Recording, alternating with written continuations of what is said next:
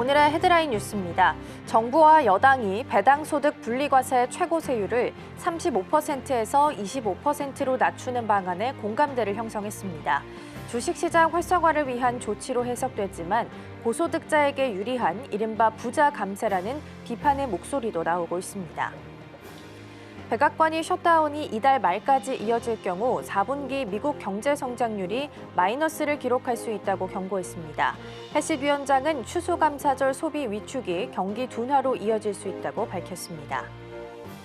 삼성전자가 엔비디아로부터 5만 장 이상의 GPU를 공급받아 AI 기반 반도체 제조 시설인 AI 팩토리를 구축할 계획입니다. GPU 품귀 현상이 이어지는 가운데 삼성전자가 대규모 물량을 확보하며 AI 경쟁력 강화의 발판을 마련했다는 평가입니다. 이재명 대통령이 10일 이재용, 최태원, 정의선, 구광모 회장 등 주요 그룹 총수들과 만나 관세 협상 타결 후속 논의에 나섭니다. 에이펙 정상회의 성과를 공유하고 기업인들을 격려할 예정입니다. 시청자 여러분 안녕하세요. 여러분의 성공 투자를 응원합니다. 출발 증시와이드 2부 시작합니다. 진행의 이가은입니다. 지난주 금요일 뉴욕 증시는 혼조세로 마무리를 지었습니다. 장중 변동성이 컸던 하루였는데요. 우선은 소비자 태도 지수가 50.3으로 발표가 되게 되면서 전반적으로 전달보다 하락했고 지수도 함께 위축하는 모습이 나타났습니다. 다만 이 낙폭을 만회시켰던 건 셧다운 해제에 대한 기대감 덕분이었고요.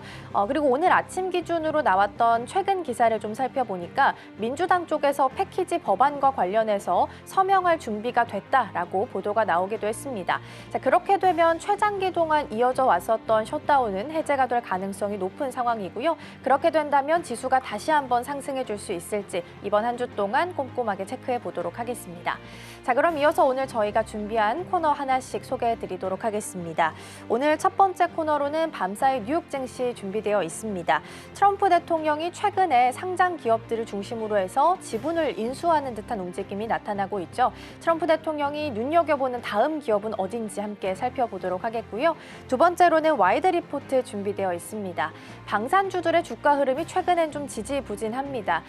그럼에도 불구하고 수주 잔고는 여전히 몇 년치 일감을 쌓아놓을 만큼 탄탄하게 좀 유지가 되고 있는데요. LRG 넥스원을 중심으로 해서 투자 포인트 짚어보겠습니다. 마지막으로는 이 시각 서울경제 준비되어 있습니다. 지난주에 머스크 CEO의 1조 달러 보상안이 통과가 됐었죠. 그리고 이 자리에서 머스크 CEO가 삼성전자의 한국 공장을 직접적으로 언급하기도 했는데요. AI 동맹 강화에 대한 기대감을 높여줄 수 있을지 기사 함께 확인해 보도록 하겠습니다. 자, 그럼 출발 증시와이드 2부 본격적으로 시작해 보도록 하겠습니다.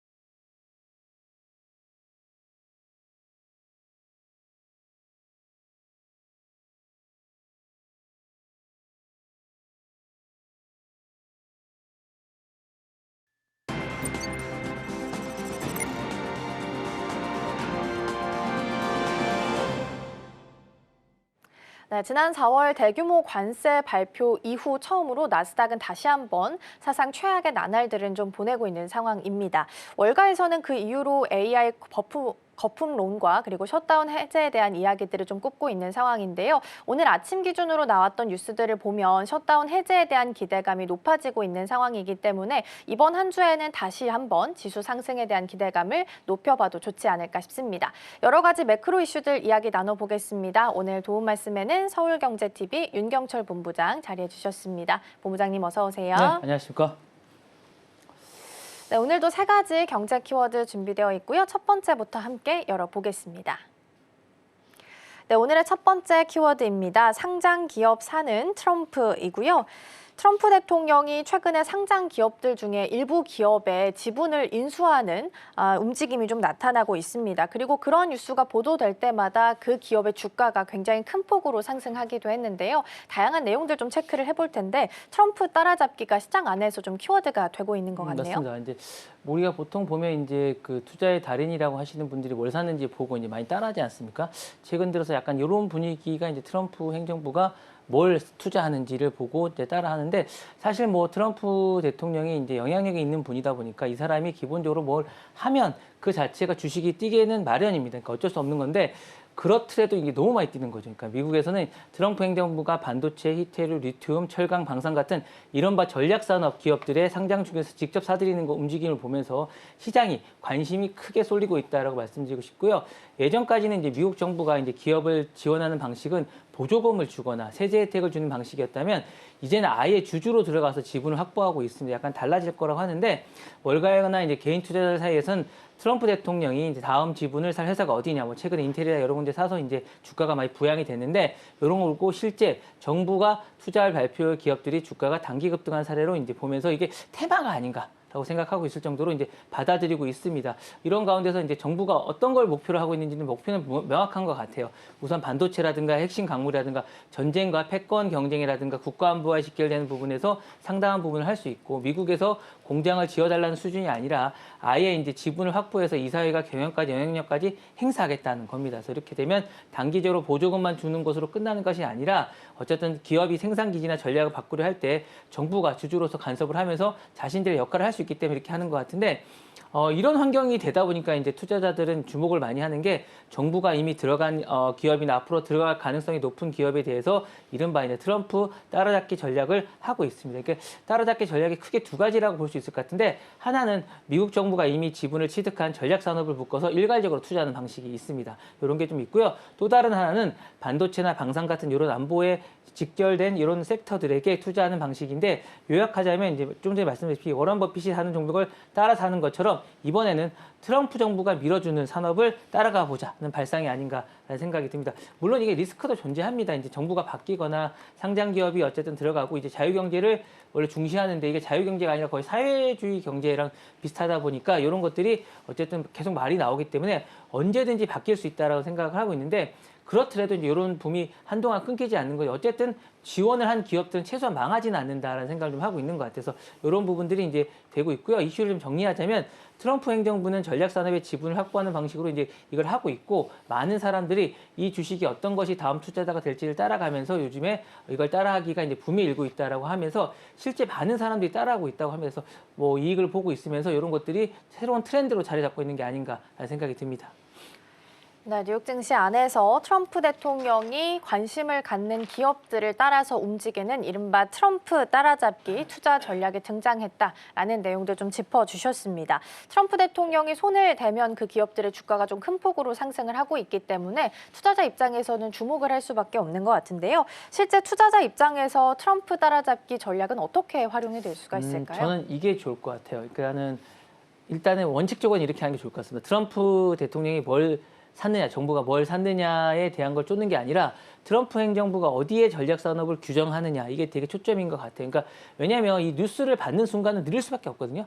느릴 수밖에 없고 처음 터질 때마다 단기 급등을 따라가느라 보면은 나중에 고점에 살 수도 있습니다. 그래서 이 부분은 이제 일반 투자자가 타이밍 승부하기가 정말 힘들기 때문에 그러니까 차라리 어떤 산업이나 이런 데 국가 안보 공급망이 재편되고 있는지를 일단 보는 게 좋고요. 그 안에서 실적이라든가 재무 건전성 같은 것들이 좀 어떤지도 좀 보실 필요가 있을 것 같습니다. 그리고 현 주가가 이미 과도한 정부 프리미엄이 반영되어 있는 것이 아닌지도 볼 필요가 있어서 바로 따라가기보다는 이런 것들을 좀 보시면서 볼 필요가 있을 것 같고, 개별 종목을 고를 때는 장기 설비 투자라든가 정부가 맺은 계약이라든가 보조금이라든가 이런 것들을 그리고 이제 밸류에이션이라든가 이제 현금 흐름 같은 것들 보시면서 정부 수혜 기업에 대해서 동시에 이런 부분들을 필터링 해줘야 되지 않을까라는 생각이 들고요. 그 다음에 이제 그대로 뭐 뉴스가 뜨면 따라가기보다는 이해하면서 변동성에 휘둘리기보다는 이런 것들을 자제하고 트럼프 행정부가 어디에 자원을 쏟는지 이런 정도는 맵으로 활용하시는 게 좋을 것 같고, 이 맵을 가지고 기업의 본질적인 가치 투자를 하시는 게 더 좋지 않을까라는 생각이 듭니다. 네, 트럼프 따라잡기에 대한 투자 전략 살펴봤고요. 오히려 전략 산업을 미국에서 어디로 규정하는지에 따라서 거길 좀 주목해서 투자 전략 세워야 된다라는 조언의 말씀까지 주셨습니다. 자, 첫 번째 키워드 살펴봤고요. 두 번째로 넘어가 보도록 하겠습니다. 네, 오늘의 두 번째 키워드입니다. TSMC 없으면 엔비디아도 없다입니다. TSMC 사내 체육대회가 있었는데 여기 젠슨왕 CEO가 방문했다라는 기사 보도가 있기도 했었죠. 그래서 거기서 지금은 과거의 버블과는 완전히 다르다, 수요가 탄탄하다라는 코멘트를 좀 주기도 했었는데요. 주말간에 나왔던 뉴스 추가적으로 보면 엔비디아가 TSMC에 칩을 더 달라고 공급 확대 요청을 좀 했다고 합니다. 어떤 내용인지 먼저 좀 살펴볼까요? 저는 이 영상을 로이터에서 보고 깜짝 놀랐습니다. 아니, 보통 이제 젠슨왕 CEO는 어딜 가면 양복 차림이거나 가죽 재킷 두 종류밖에 안 입거든요. 근데 이제 반팔 티셔츠를 입고 그 체육대회, 자주빛 체육대회에 참석해가지고 이제 여러 가지 이야기를 했습니다. 영상을 보면서 깜짝 놀랐는데, 어쨌든 이렇게 얘기했습니다. 이 자리에서 어쨌든 가서 No TSMC, No 엔비디아라고 얘기할 정도로 이제 직접 얘기를 했습니다. 그래서 대만에서 열린 TSMC 사내 운동에 직접 참석해서 응원하는 모습을 보였습니다. 그래서 이게 이제 표면적으로 보면 세계 1위 기업이 최고 경영적 협력사에 가서 팬심처럼 고맙다라는 표현을 할 수 있는 것처럼 보이지만, 사실은 이게 어쨌든 냉정한 현실이 지금 깔려 있는 게 아닌가라는 생각이 들어요. 왜냐하면 이 이면을 들여다보면 거의 지금 엔비디아 GPU 하나당 거의 이제 1대1로 생산 능력이 묶여 있다라고 볼 수 있어요. 그러니까 엔비디아가 이제 AI용 데이터용 GPU를 설계하기 위해서 팹리스 회사이고, 이제 이게 어쨌든 TSMC가 그 밑에서 첨단 공급을 하고 있는 하청업체다 보니까 이게 어쨌든 잘 보여야 되는 겁니다. 잘 보여야 되는 상황이고 있고, 원래는 반대로 돼야 되지만 지금은 너무 이 수요보다는 공급이 딸리고 있는 상황이라서 이 부분에 대해서 아마 로비를 하고 간 게 아닌가라는 생각이 들고, AI 수요가 이제 폭발하면서 엔비디아는 수요 부족이 아니라 공급 부족이라고 얘기를 하고 있고, 젠상 CEO 역시 우리는 공급이 매우 심각하게 제한돼 있지만 TSMC를 포함한 많은 파트너들이 우리를 도와주고 있다라고 얘기하면서 사실상 공급 부족을 인정했습니다. 그래서 이게 어쨌든 젠수당 CEO를 따라간 것은 첫 번째로는 TSMC 내부에 있는 임직원들에게 고마움을 일단 표기하기 위한 거라는 생각이 들고, 두 번째로는 어쨌든 지금 공동운명체라는 이미지를 대외적으로 가시하기 위한 게 아닌가라는 생각이 듭니다. 향후에 어쨌든 3나노 HBM4 같은 차세대 이제 공정 패키지를 독점적으로 받아야 되는데, 이런 부분에서 이제 우리가 입도 선배해 있다, 우리는 서로 친하기 때문에 다른 데들은 찝쩍거리지 마라, 뭐 이런 내용이 좀 있는 게 아닌가라는 생각이 들고요. 어쨌든 뭐 TSMC와 함께 이제 HBM4라고 하면 이제 SK 하이닉스도 있지 않습니까? 이런 부분에 대해서 어쨌든 동맹에 대한 어쨌든 맺음으로써 자신이 굳건하다는 걸 다시 한번 더 보여준 게 아닌가라는 생각이 들고요. 어쨌든 뭐 엔비디아가 이제 우선권을 확보하기 때문에 젠순왕은 갑중에 갑진인 요 이제 TSMC를 보면서 어쨌든 위상과는 별개로 TSMC에게 몸을 낮추면서 직접 뛰어다니는 모습을 보여준 게 아닌가라는 생각이 듭니다. 네, 여러 가지 이야기들이 좀 나왔죠. 젠슨왕 CEO는 블랙웰에 대한 수요가 여전히 탄탄하다, 강력하다라는 부분을 언급을 좀 했고요. 웨이저자 CEO도 엔비디아로부터 웨이퍼 더 많이 생산해달라는 요청을 받았다라는 부분, 그리고 매년 순이익에 있어서 신기록을 갱신할 거다라는 코멘트를 주기도 했습니다. 자, 그러면 엔비디아와 TSMC가 이렇게 밀착 관계를 잘 유지해서 간다라는 것 자체가 어떤 의미를 갖는지도 좀 짚어봐야겠습니다. 일단은 이렇게 보면 될 것 같아요.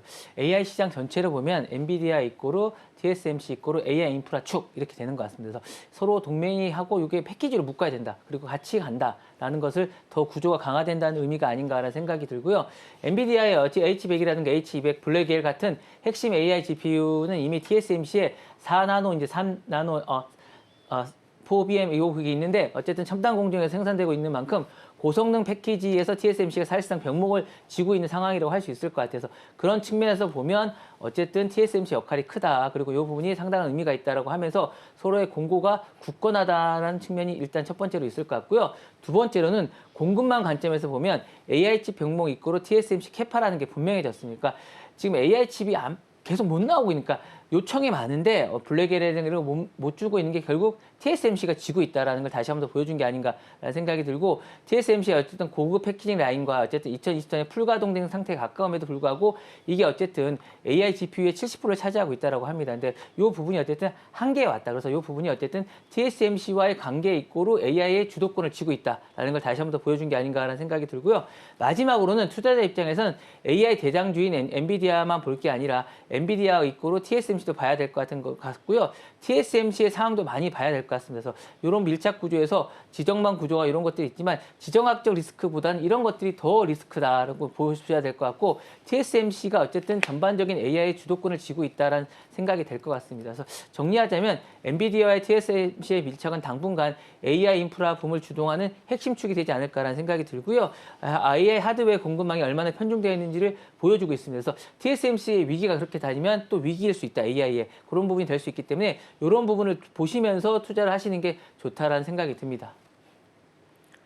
네, TSMC와 엔비디아의 밀착 관계에 대한 내용들 좀 살펴봤고요. 오늘은 TSMC 10월 매출 발표가 있는 날입니다. 그리고 12일에는 폭스콘의 실적이랑 컨콜도 예정되어 있으니까 이번 한 주 동안 일정들 잘 체크하시면 좋겠습니다. 자, 그럼 넘어가서 세 번째 키워드 만나보겠습니다. 네, 오늘의 세 번째 키워드입니다. 쉬인 한 번 더 걸리면 끝이라는 키워드이고요. 아동을 연상시키는 성인용 인형과 무기류 판매로 쉬인에서 논란을 일으킨 바가 있습니다. 그리고 프랑스에서 영업 정지는 피했지만 정부의 밀착 감시 대상에 올랐다고 하는데요. 어떤 내용일까요?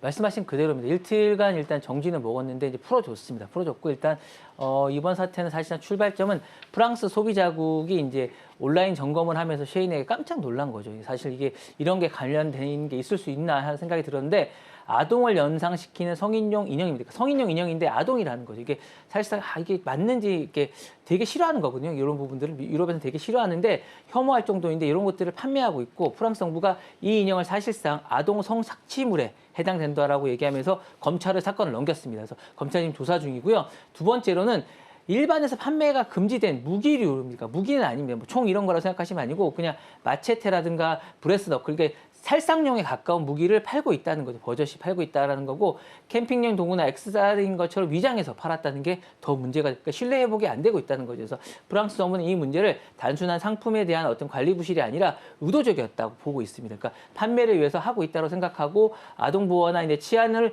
위협하는 중대 사안이고 이런 부분에 관여한 것은 정말 중대한 위반이다라고 생각하고 있는 것 같습니다. 그래서 사태가 알려지자 프랑스 정부와 소비자 당국은 쉐인에 대해서 웹사이트 차단과 영업 정지를 하는 것들을 일단 시작했고요. 다만 이 부분에 대해서 어쨌든 해명을 요구하고 있는 상태입니다. 정부는 쉐인이 어쨌든 불법 유해 상품을 완전 제거하고 이 부분을 갖추지 못하면 끝까지 간다면 이거 퇴출시키겠다라고 이야기를 하고 있습니다. 그래서 같은 시기에 이제 오프라인 매장도 이제 오픈을 했는데 이때 데몬스트레이션이 상당히 심했다고 합니다. 그래서 이런 부분에 대해서 문제가 되고 있는 게 아닌가라는 생각이 들고 다행히 세인은 이 부분이 심각성을 깨닫고 바로 이제 이 부분을 전량 삭제를 했습니다. 전량 삭제하고 성인용 카테고리는 전 세계적으로 없애겠다라고 얘기했습니다. 그래서 이 부분에 대해서 어쨌든 협조를 하면서 다시 한번 구제는 받긴 했는데 프랑스 재무부 측은 이 부분에 대해서 당장 사이트를 차단하는 것은 멈추기로 했지만 좀 더 지켜보면서 조건부 생존이다라고 이야기하고 있습니다. 그래서 언제든 다시 제재를 받을 수 있다라고 이야기하면서 지켜보고 있는 상황이라고 말씀드리고 싶습니다.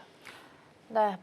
쉬인 같은 경우에는 프랑스 내에서 영업 중단 절차를 시작한 데 이어서 프랑스 소비자들에게 배송했던 소포 20만 개를 전수조사하는 대규모 단속에 나섰다라는 부분도 함께 체크해서 보시면 좋겠습니다. 모두 20만 개를 개봉을 해가지고 그 안에 내용물들을 확인하기로 했다라는 정책을 내놨다고 합니다. 자, 그러면 이번에 쉬인 사태가 다른 글로벌 전자상거래 업체들한테는 어떤 영향을 좀 미치게 될까요? 일단 이게 전반적으로 이제 전 세계적으로 다 갈 수 있을 것 같은 생각이 듭니다. 불법 상품 리스크가 매우 심각하다는 현상을 이제 알게 된 거기 때문에 프랑스가 이제 이번 셰인만의 문제가 아니라 모든 유럽 국가에게 같은 문제가 될 수 있다라고 공고를 했기 때문에 이 말은 곧 앞으로 아마존이나 알리익스프레스, 뭐 아마존은 아니겠지만 알리익스프레스나 테무 같은 다른 글로벌 마켓플레이스도 셰인 케이스를 전체로 촘촘히 점검과 압박을 피하기 어렵다는 어쨌든 경고가 아닌가라는 생각이 듭니다. 실제로 프랑스 당국은 셰인뿐만 아니라 알리익스프레스와 같은 유사 상품을 찾아내고 제3자 판매망의 책임을 떠넘길 수 없다라며 플랫폼의 책임을 강조하고 있으니까 플랫폼이 이걸 점검했어야 된다는 거죠. 그러니까 제3자 판매 같은 걸 하면 안 된다. 제3자들이 팔기 때문에 우리는 책임이 없다라고 하면 안 되거든요. 그래서 유럽의 디지털법은 이미 셰인에게 매우 큰 온라인 쇼핑몰을 지정해서 불법 콘텐츠에 대한 위험 평가와 신석 제거에 대한 의무를 지우고 있습니다. 그래서 이번 사태를 계기로 불법 유의 어쨌든 이 부분에 대해서 좀 더 한 단계 올라가지 않을까라는 생각이 들고요. 결국 이제 셰인의 이번 풍경은 대형 플랫폼의 운영비와 컴플라이언 비용이 높아지는 방향으로 갈 것 같은 생각이 듭니다. 그리고 이제 못 걸려냈다는 이유만으로 막대한 벌금도 각오해야 되지 않을까라는 생각이 듭니다. 마지막으로는 각국 정부와 시민사회가 이런 부분에 대해서 좀 더 많은 점검을 하게 되지 않을까. 촘촘히 말씀하셨던 대로 전수조사를 필요해서 많은 것들을 하게 되지 않을까라는 생각이 듭니다. 그래서 요약하자면 이번 셰인 논란은 프랑스 대 셰인이 아니라 유럽 대 온라인 마켓 플랫폼의 어쨌든 책임을 요구하는 이런 시험대가 될 것 같은 그런 생각이 들고요. 이 부분은 우리나라도 좀 참고해서 좀 더 규제를 강화하는 방향 그리고 좀 점검하는 방향이 되어야 하지 않을까라는 생각이 듭니다. 네, 파리 검찰 쪽에서도 쉬인과 함께 테무, 알리, 그리고 미국 업체이긴 한데 위시 등 초저가 인터넷 업체들을 대상으로 해서 미성년자 유해, 음란물 유통 혐의 수사에 착수한다라는 발표가 있기도 했었으니까 참고해 보시면 좋겠습니다. 자, 이렇게 해서 세 가지 경제 키워드까지 살펴봤고요. 본부장님과는 여기서 인사 나누겠습니다. 오늘 말씀 고맙습니다. 네, 감사합니다.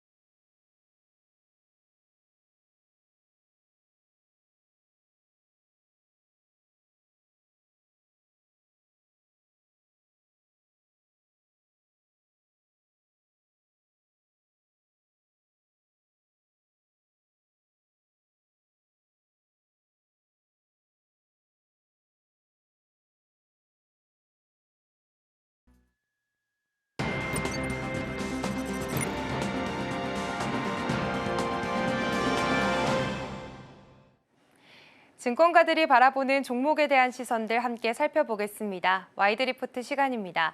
오늘 제가 준비한 리포트 함께 살펴보시면요. LIG 넥스원에 대한 IM증권의 시선을 가져와 봤습니다. 그 제목을 살펴보니까 25년 3분기 좋은데 단기 모멘텀은 다소 부재라는 제목이었습니다. LIG 넥스원의 목표 주가는 53만 5천 원으로 높이긴 했지만요. 투자 의견은 한 단계 내려서 보유로 조정하는 모습을 보였습니다. 사실 실적은 굉장히 잘 나왔는데 당장은 주가를 끌어올릴 만한 새로운 동력이 부족하다라는 그런 판단이었는데요. 그렇다면 리포트를 중심으로 해서 LIG 넥스원의 실적 배경부터 시장 반응까지 짚어보도록 하겠습니다. 먼저 3분기 실적부터 함께 살펴보겠습니다. 우선 실적은 굉장히 잘 나왔습니다. 올해 3분기 매출은 1조 492억 원이 나왔고요. 영업이익 같은 경우에는 896억 원이라는 숫자가 나오게 됐습니다.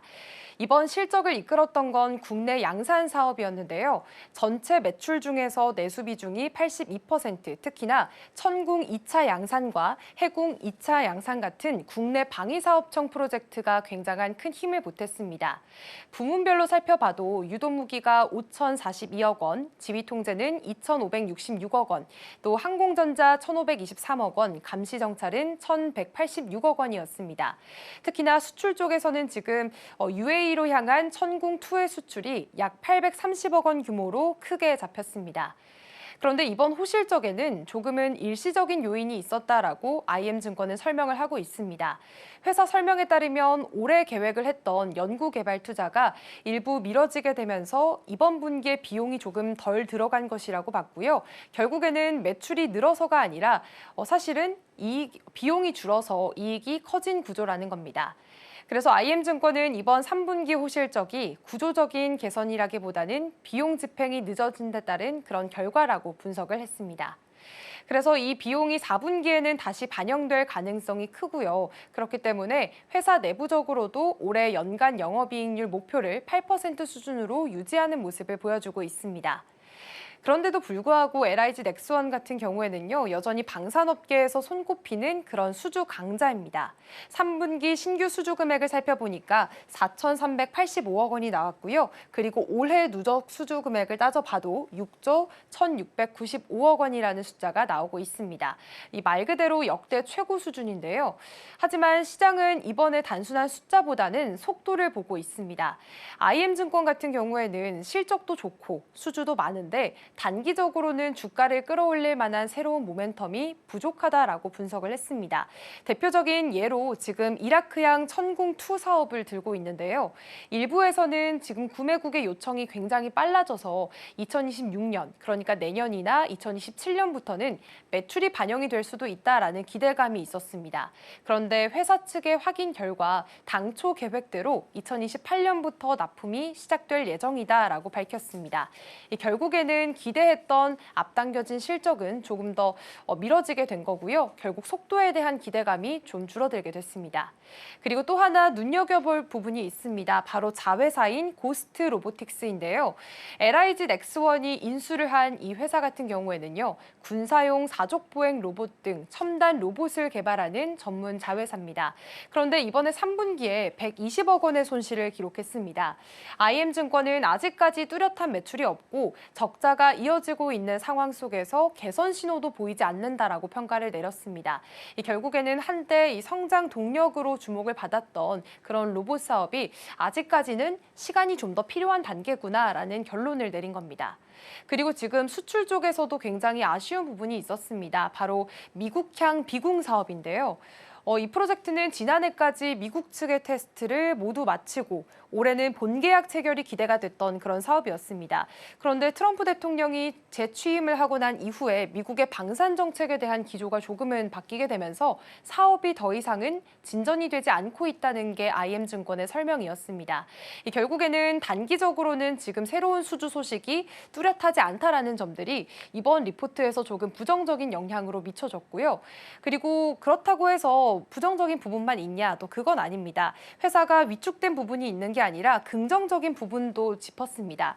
LIG 넥스원 같은 경우에는 이번 실적 발표와 함께 R&D 투자와 함께 또 해외 확장을 해나가겠다라고 밝히기도 했습니다.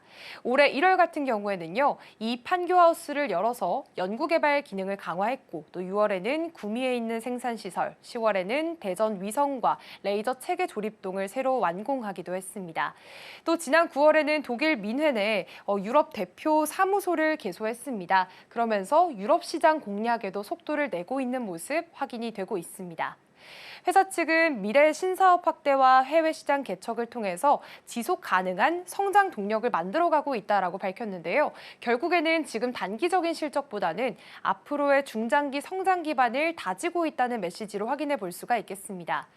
결국 3분기 실적을 확인해 보면 분명히 좋았습니다. 매출과 영업이익이 모두 시장 기대를 크게 웃돌았고요. 지금 수주 잔고 역시나 역대 최고 수준을 기록하고 있는 상황입니다.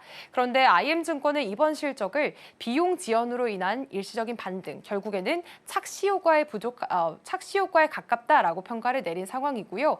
이라크 천궁2에 대한 납품 일정이 미뤄지고 미국에 대한 비궁 사업은 진전이 없고 자회사인 고스트 로보틱스의 적자도 계속이 되고 있습니다. 그렇기 때문에 이런 이유들을 이유로 해서 지금 단기적인 모멘텀이 조금 부족하다, 뚜렷한 모멘텀이 부족하다라는 증권가들의 시선들이 나오고 있고요. IM증권은 목표 주가를 올리긴 했습니다. 그런데 지금 투자 의견을 보유로 한 단계 낮추면서 단기적으로는 조정 가능성도 염두에 둘 필요가 있다라고 밝힌 상황입니다.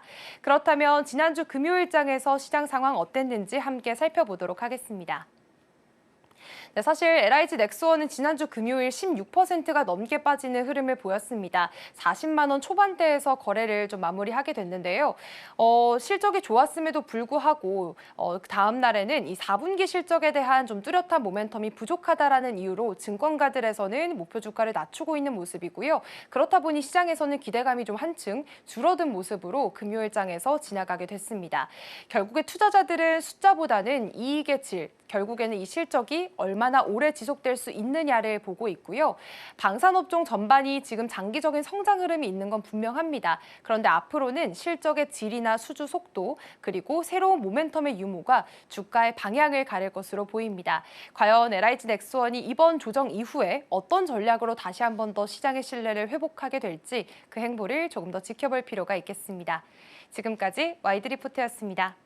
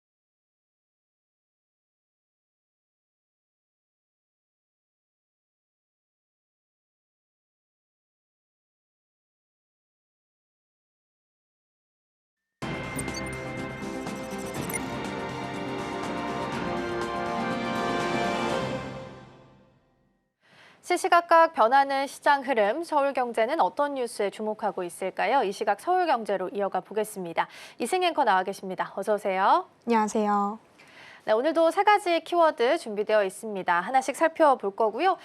먼저 지난주에 머스크 CEO의 보상안이 통과가 됐습니다. 그리고 이 자리에서 삼성전자랑 관련된 코멘트가 나오면서 AI 동맹에 대한 재확인이 좀 나왔는데 이 내용 점검해 보겠고요. 카카오는 사실 그동안 실적이 항상 발목을 잡았던 종목이었는데 이번에 그런 우려를 좀 불식을 시켜준 것 같아요. 자세한 실적 내용도 같이 보겠습니다.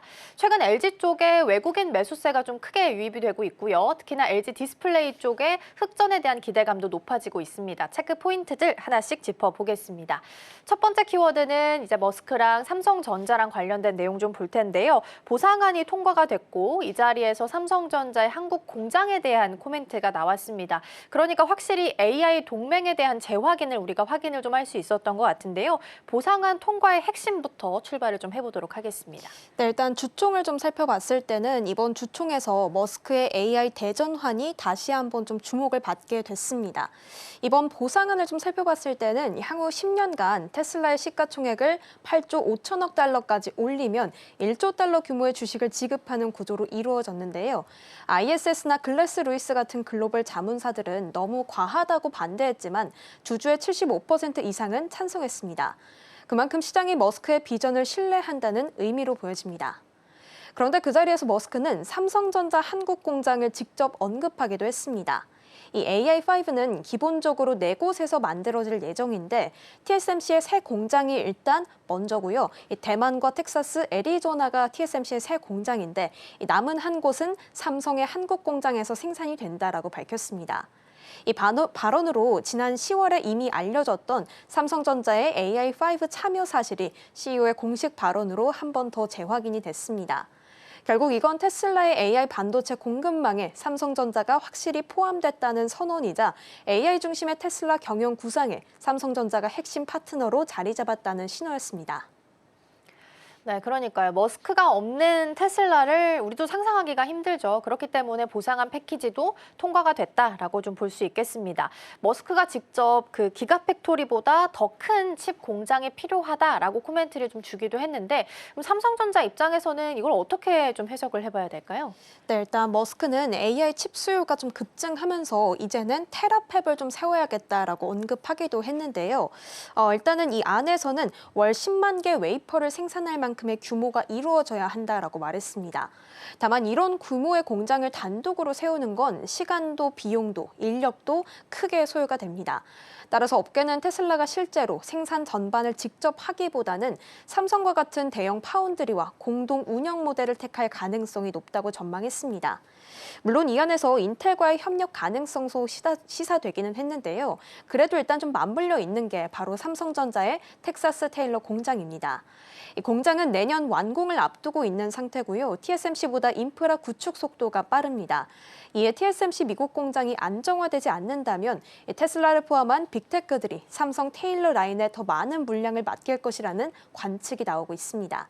결국 테라팹은 삼성에게 AI 칩의 대량 공급, 확장의 기회로 연결될 수 있는 부분이 되겠습니다. 네, 실제로 TSMC는 공정 라인의 대부분을 엔비디아로 좀 배정을 해놓은 상태이고 가격도 좀 올려가는 느낌이죠. 그러다 보니까 삼성전자가 상대적으로 다른 빅테크 기업들의 러브콜을 받을 수 있다라는 기대감이 모아지고 있는 상황입니다. 자, 일단 그중에 하나가 또 테슬라죠. AI 칩 프로젝트를 그동안 계속해서 시행을 좀 할 거고 여기 안에 삼성전자가 포함이 됐다라는 게 가장 눈여겨볼 만한 포인트가 아닐까 싶은데요. 어떤 구조적 변화로 좀 이어질 수 있을지 이 부분도 좀 짚어주시죠. 네, 아무래도 이런 협력들이 조금 더 공식화가 된다면 AI 반도체 패권의 주도권이 다시 한번 재편이 될 수 있는 부분이 되겠습니다. 일단 테슬라의 AI5 칩은 2026년에 양산 예정입니다. 이 초당 2,500조 회 연산이 가능한 자율주행 전용 슈퍼칩인데요. 이 다음 세대인 AI6는 2027년에서 2028년을 출시로 하고 있습니다. 목표로 삼고 있는데요. AI5보다는 연산 성능을 2배 끌어올린 수준으로 설계 중에 있습니다. 삼성전자는 이미 평택 공장에서 AI4를 생산하고 있는데요. AI6 같은 경우에는 약 23조 원 규모의 단독 수주 계약이 진행 중에 있습니다. 여기에 최근에 AI5 생산까지 공식화가 됐죠. 결국 삼성은 전 라인에 참여하는 유일한 기업이 됐습니다. 테슬라 입장에서도 삼성의 수율 안정성은 큰 강점입니다. AI 칩은 미세한 공정으로 이루어지기 때문에 한 번의 불량도 손실이 큰데요. 삼성의 4나노 공정을 안정적으로 확보를 하게 된다면 이 불량률을 줄일 수 있게 됩니다. 결국 테슬라 입장에서는 안정적인 생산 파트너를 확보했고 또 삼성 입장에서는 파운드리의 경쟁사인 이 TSMC와의 격차를 좁힘과 동시에 파운드리 회복까지 연결될 수 있는 셈입니다.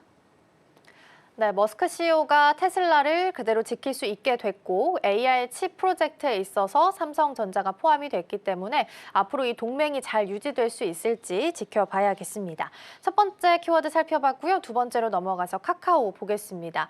카카오는 변동성이 좀 많은 편이죠. 그리고 더군다나 실적 부분에 있어서 한창 좀 우려가 됐던 부분이긴 한데요. 이번에는 역대 최대 분기 실적을 기록을 했습니다. 그리고 가장 눈에 띄는 부분을 좀 보자면 내년부터는 AI 중심으로 대전환을 이뤄내겠다라는 부분으로 볼 수 있을 텐데요. 이번 실적 내용 먼저 좀 뜯어볼까요? 네, 일단 실적을 좀 살펴봤을 때는 이 최대 실적의 원인은 카카오가 플랫폼 안정화에 성공했기 때문이다라고 좀 보여지고 있습니다. 일단 가장 큰 성장 동력은 바로 광고 부문입니다. 지난 3분기부터 카카오가 새로운 광고 상품인 브랜드 메시지를 선보이게 됐는데요. 카카오 대화창에 자연스럽게 녹아드는 형태이기 때문에 광고주들의 반응이 아주 크게 좋았다고 합니다.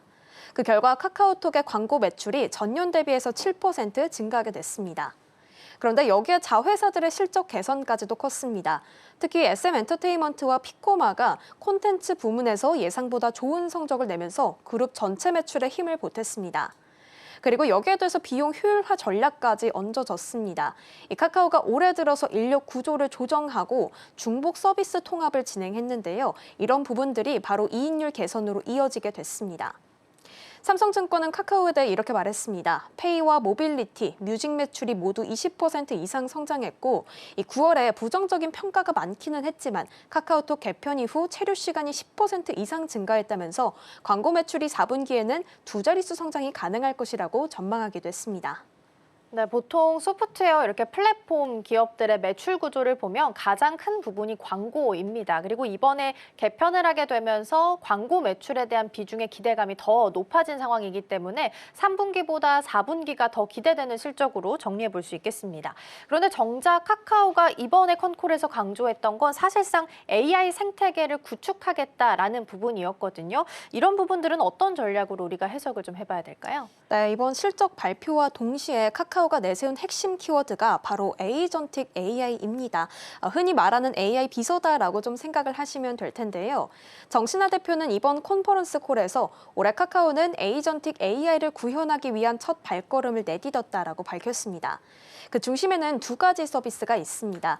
첫 번째가 바로 챗GPT4 카카오입니다. 이 오픈 AI의 챗GPT를 카카오톡에 접목한 서비스인데요. 지금 출시 10일 만에 이용자 200만 명을 돌파했다고 밝혔습니다. 올 연말부터는 유로 구독 모델까지도 도입해서 수익화를 계속 이어나가겠다라는 계획입니다. 그리고 두 번째는 내년에 출시될 카나나 서치입니다. 이건 AI가 사용자의 대화 맥락이나 취향을 이해해서 알맞은 정보나 서비스를 연결해주는 대화형 검색 형태입니다. 결국 대화용 메시지로 포문을 열었던 카카오톡이 이제는 검색부터 쇼핑, 결제까지 아우르는 종합 AI 플랫폼으로 진화하게 된 겁니다.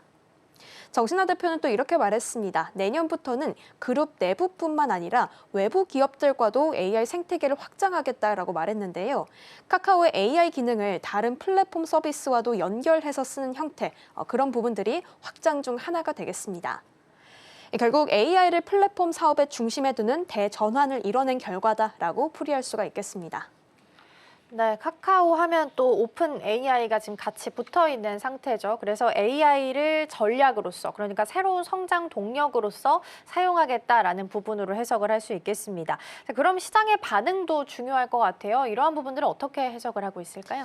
일단 시장은 좀 긍정적으로 보고 있긴 하지만요. 동시에 신중하게 바라보고 있습니다.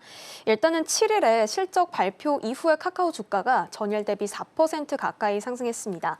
이 코스피가 전체적으로 급락한 날에도 오히려 강세를 보이기도 했는데요. 이건 실적이 견조하다는 점과 함께 AI 전환에 대한 기대감이 반영된 결과로 풀이가 됩니다.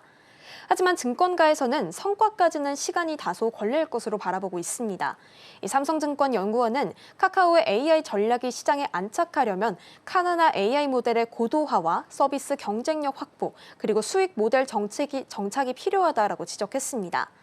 결국 지금은 AI가 화제성이 높기는 하지만 아직 실질적인 매출 기여는 미미한 단계라는 뜻입니다. 그럼에도 불구하고 시장에서는 카카오가 AI 퍼스트 플랫폼으로 진화할 잠재력을 높게 평가하고 있습니다. 특히 카카오는 이미 국내 4,500만 명이 사용하는 가장 강력한 생활 플랫폼이기 때문에 AI 기능이 자연스럽게 녹아든다면 충성도가 높은 사용자를 기반으로 충분히 새로운 수익 모델을 만들 수 있다는 전망이 나옵니다. 그렇죠. AI를 여기에 보태게 되면서 새롭게 성장 동력으로서 잘 활용할 수 있을지 지켜보시면 좋겠습니다. 카카오가 또 오랜만에 반등에 성공을 했기 때문에 추가적인 상승 가능할지 함께 지켜보시면 좋겠습니다. 자, 세 번째 키워드로 넘어가서 이번에는 LG 디스플레이 보겠습니다. 한 4년 만에 연간 흑자에 대한 기대감이 높아지고 있습니다. OLED로 사업 체질을 바꾼 게 가장 큰 요인이 좀 된 것 같은데 먼저 어떤 변화가 있었는지 여기서부터 출발해 보겠습니다. 네, 일단 LG 디스플레이 올해 이번에 확실하게 좀 반등을 해줬습니다. 수치적으로 먼저 좀 살펴보려고 하는데요. 3분기 매출은 6조 9,570억 원, 영업이익은 4,310억 원 수준입니다. 이 수익성과 효율성이 동시에 개선된 모습을 살펴볼 수 있는데요. 이 상각전 영업이익률도 20%를 넘어섰는데 이건 기업이 본업에서 얼마나 효율적으로 이익을 내는지를 보여주는 지표입니다. 이 누적 기준으로는 3분기까지 영업이익이 3,285억 원을 기록했고요. 하반기 OLED 출하량이 더 늘어날 것을 감안한다면 이 연간 흑자 달성도 무난할 것으로 보입니다. 사실 적자 흐름이 2022년부터 이어졌었는데 올해 드디어 끊기게 되는 셈이 됐습니다. 결국 이렇게 빠른 회복이 가능했던 이유는 LCD에서 OLED 중심으로 완전히 체질을 바꿨기 때문입니다. 네, 턴어라운드가 가능했던 배경으로 체질 개선을 좀 꼽고 있는 상황입니다. 그러면 흑전의 핵심도 OLED로 바꿨기 때문이다라고 정리를 좀 해볼 수 있을까요? 네, 맞습니다. 이번 성과 중심에는 이 OLED로 체질 전환을 했다라는 점이 크게 작용을 했습니다. 사실 LG 디스플레이는 2013년 세계 최초로 이 55인치 OLED TV 패널을 양산한 바가 있죠. 10년 이후부터 쭉 초대형부터 중소형까지 풀 라인업을 완성한 바가 있습니다. 요즘 많이 언급되고 있는 텐덤 OLED도 LG 디스플레이의 대표 기술인데요. 패널을 두 겹으로 쌓아서 밝기는 높이고 전력 소모는 줄인 구조입니다. 이 자동차나 노트북에도 이 OLED에 대한 이런 기술이 잘 적용이 되고 있습니다. 그런데 특히 올해 들어서 모바일용 OLED 출하가 전년 대비해서 20% 증가했는데요. 여기에 더해서 대형 OLED TV 패널 출하량까지 640만 대에 달했습니다. 내년에는 이보다 많은 700만 대 이상이 출하가 목표입니다.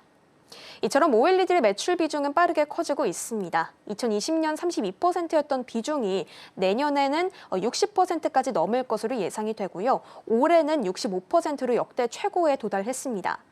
즉 LG 디스플레이는 저가형인 LCD 대신에 이제 고부가인 OLED 중심의 포트폴리오로 완전히 전환하면서 이익 구조를 안정적으로 바꿔낸 겁니다.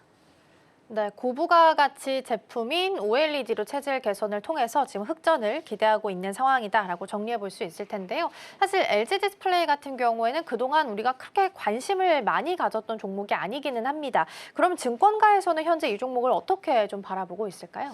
네, 시장에서는 그래도 LG 디스플레이가 이 OLED 중심으로 체질 전환을 잘 이루어냈다라고 좀 긍정적으로 평가를 하고 있습니다. 일단 FM 가이드에 따르면 올해 LG 디스플레이의 연매출은 약 25조 8천억 원입니다. 영업이익은 7,700억 원 수준으로 예상이 되고 있습니다. 그런데 내년에는 이 영업이익이 1조 3천억 원까지 늘고 2027년에는 1조 5천억 원을 넘을 것이라는 전망도 있습니다. 특히 OLED TV 부문이 2분기부터 흑자로 돌아서면서 수익성이 크게 개선됐는데요. 이 감가상각 종료 효과까지 반영이 되면서 영업이익률이 올해 약 7%에서 내년에는 15% 수준까지 오를 것으로 보입니다. 그리고 여기서 하나 주목할 부분은 이 미국이 중국 디스플레이를 강하게 제재하면서 한국 기업인 LG 디스플레이가 수혜를 입을 가능성이 커졌다라는 점입니다.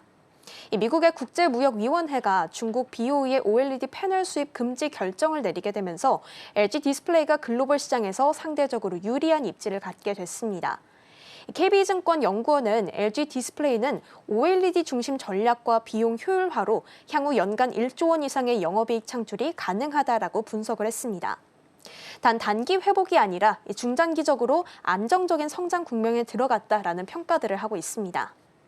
결국 LG 디스플레이는 단순하게 실적 반등에 이번에 그친 게 아니라요. OLED를 중심으로 시장 주도권을 되찾고 있다는 점에서 자세히 좀 들여다볼 만합니다. 정철동 사장은 최근 행사에서 이렇게 말하기도 했습니다. 한국 디스플레이의 미래는 OLED고 OLED의 미래도 OLED다라고 말하기도 했습니다. 즉 LCD와의 단기 경쟁보다는 차별화된 기술로 지속 가능한 수익성 구조를 만들겠다라는 의지를 밝힌 겁니다. 이 모바일 쪽에서도 사실 계속해서 안정적인 수익이 나오고 있는데요. 2031년까지 연평균 37% 이 수익이 또 성장할 것으로 보고 있습니다. LG 디스플레이가 이 흐름에 맞춰 기술 투자와 원가 절감을 병행하고 있어서 프리미엄 시장에서의 주도권 강화까지 기대가 되고 있는 상황입니다. 네, 어찌됐든 OLED로 체질 개선에 성공을 하면서 긍정적인 흐름을 좀 보이고 있다라는 부분 체크하셔야겠고요. 매출이 전체 매출 비중에서 OLED가 한 65%까지 올라왔다고 합니다. 확실히 체질 개선을 좀 하고 있다라는 부분에서 방점을 좀 찍어보시면 좋겠습니다. 자, 이렇게 해서 전반적인 내용들 잘 살펴봤고요. 이승 앵커와는 오늘 여기서 인사 나누겠습니다. 오늘 말씀 고맙습니다. 맞습니다.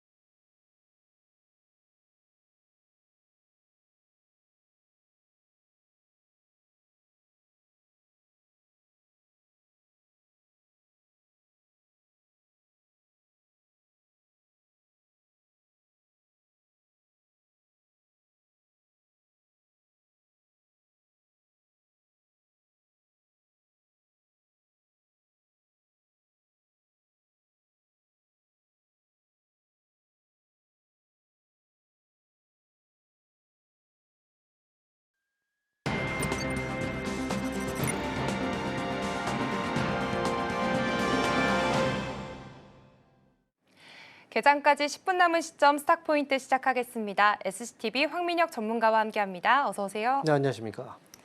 네, 일단 먼저 지난주 금요일 뉴욕 증시 마감 상황부터 짚어보겠습니다. 3대 지수는 혼조로 마감을 했는데요. 장 초반부터 좀 하락을 했던 증시가 장 막판으로 갈수록 셧다운이 해제될 것이라는 기대감 속에서 반전에 나서면서 반등을 하는 모습 보여줬습니다. 다만 셧다운이 길어지게 되면서 지금 주요 경제 데이터들이 나오고 있지 않습니다. 그렇기 때문에 금융시장에는 불확실성을 주고 있는 상황이고요. 또 소비자 심리 지수도 3년 만에 최저 수준으로 떨어지게 되면서 여전히 투심이 조금 위축되어 있다는 모습이 확인이 됐습니다. 그렇다면 오늘 국내 증시는 어떻게 출발하게 될지 자세하게 전략들 세워볼 텐데요. 지난주 금요일 코스피가 장 초반 그러니까 오전장에서는 좀 외국인들의 수급이 들어오나 싶었는데 이 후반으로 갈수록 사실 외국인과 기관들의 매도세가 이어졌습니다. 그러면서 4천선을 반납하는 모습이었고요. 또 급등하고 있는 원달러 환율도 일부 부담으로 작용을 하고 있는 모습입니다. 전문가님, 지난주 시장 네. 분위기 좀 어떻게 보십니까? 일단 지난주에 지금 계속 이제 하락세가 좀 깊게 나왔죠. 일단 조정폭이 그동안 시장이 올라갈 때마다 좀 짧은 조정으로 주가가 계속해서 반등이 나왔었는데 지난주 같은 경우에는 이런 기대감이 좀 무색하게 만들 정도로 주가의 하락폭이 좀 크게 나왔습니다. 그리고 최근에 일주일 동안에 외국인들의 그 순 매도 금액을 보시면 거의 7조 원이 넘는 금액이 매도가 나왔거든요.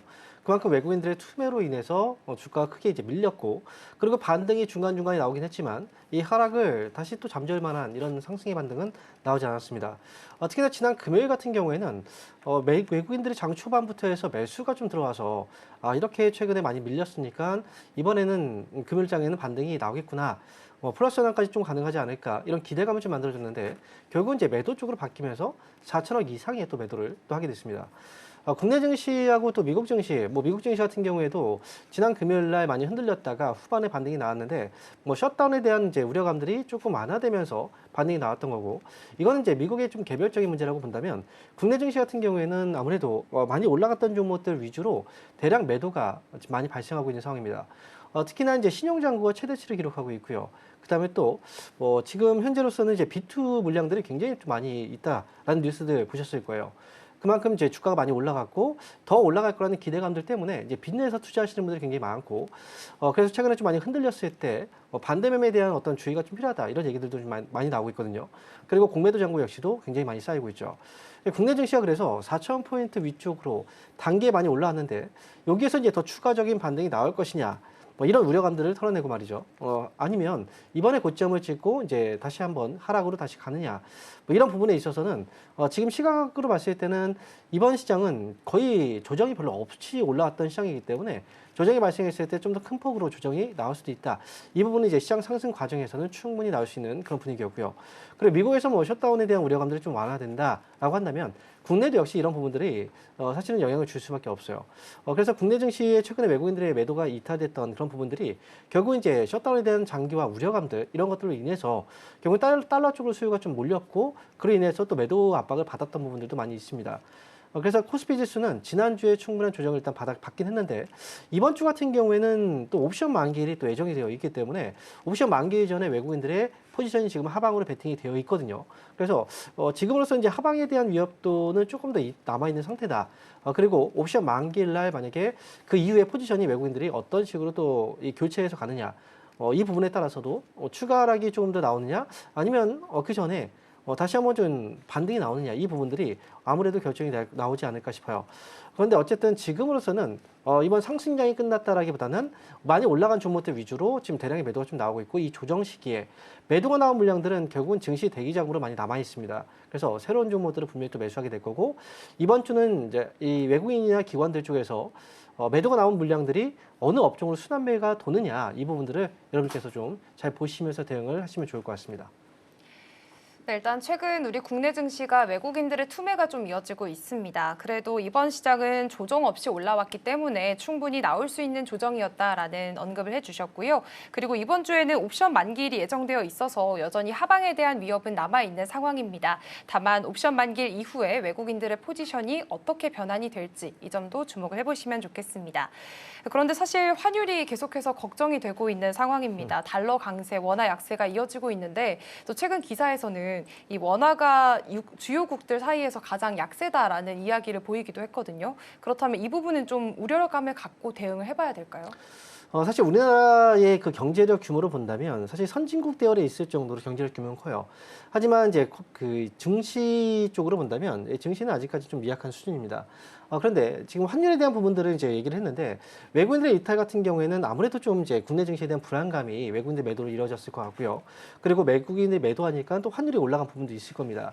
하지만 주요 통화국 대비했을 때 원달러 환율, 특히나 원화 가치가 좀 약세다라고 하는 건 지금 미국에 대한 어떤 달러하고 비교했을 때도 이제 불안 심리는 분명히 있을 거예요. 셧다운이 장기화되고 있는 상황이고 거기다가 또 달러하고 비교를 해보자면 연말 12월 달에 과연 미국에서는 연준에서는 금리를 인하하는가 인하에 대한 이 얘기들을 별로 이제 당연시하지 말라라는 그런 얘기가 있었잖아요. 그러다 보니까 금리 인하가 추가적으로 되지 않는다면 달러 가치는 더 올라가게 될 거고 원화 가치는 상대적으로 떨어질 수밖에 없는 그런 구조.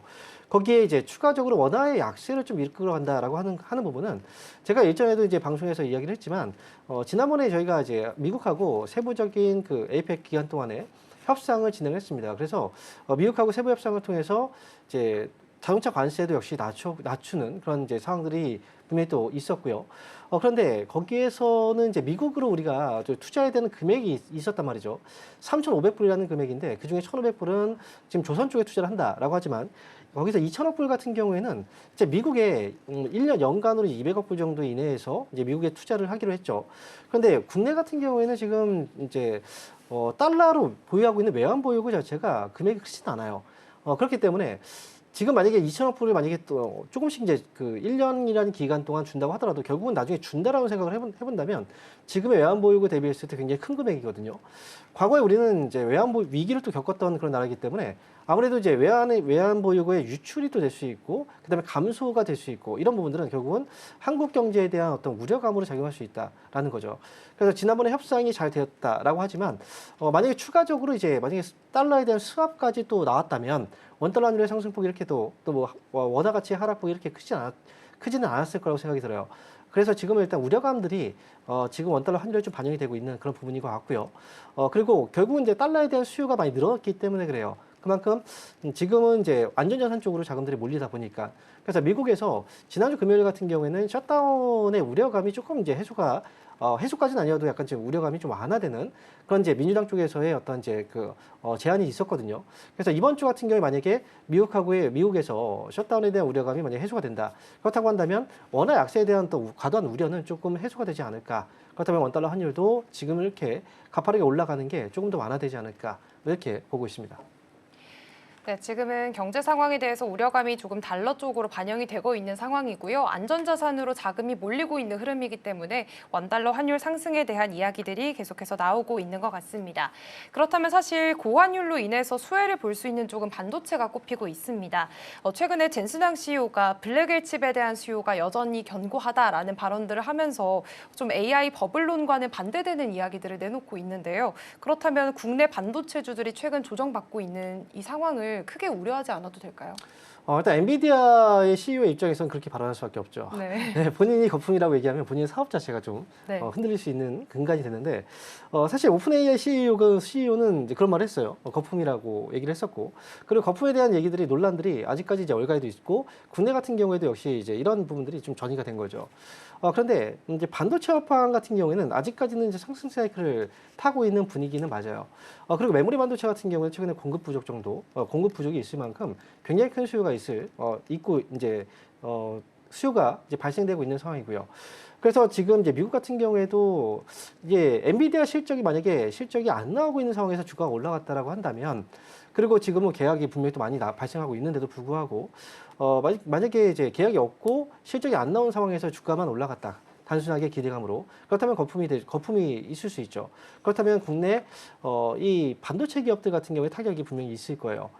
그런데 지금 우리가 환율의 구조를 우리가 봤을 때 원달러 환율이 올라가면 당연히 원화 가치가 약세고 달러 가치가 강세이기 때문에 이 수출 기업들이 좋아질 거라고 보지만 이 원달러 환율 상승 배경을 봐야 됩니다. 우려감 때문에 올라가고 안전자산 선호 심리로 인해서 그쪽으로 수요가 몰리면서 올라간다는 건 이 반도체 쪽이라든지 수출 데이터 쪽에서는 그렇게 긍정적이지 못해요. 일단은 반도체 쪽은 여전히 저는 좀 단기 조정이 있다고 하더라도 또 반등 가능성이 있다 이렇게 보고 있습니다.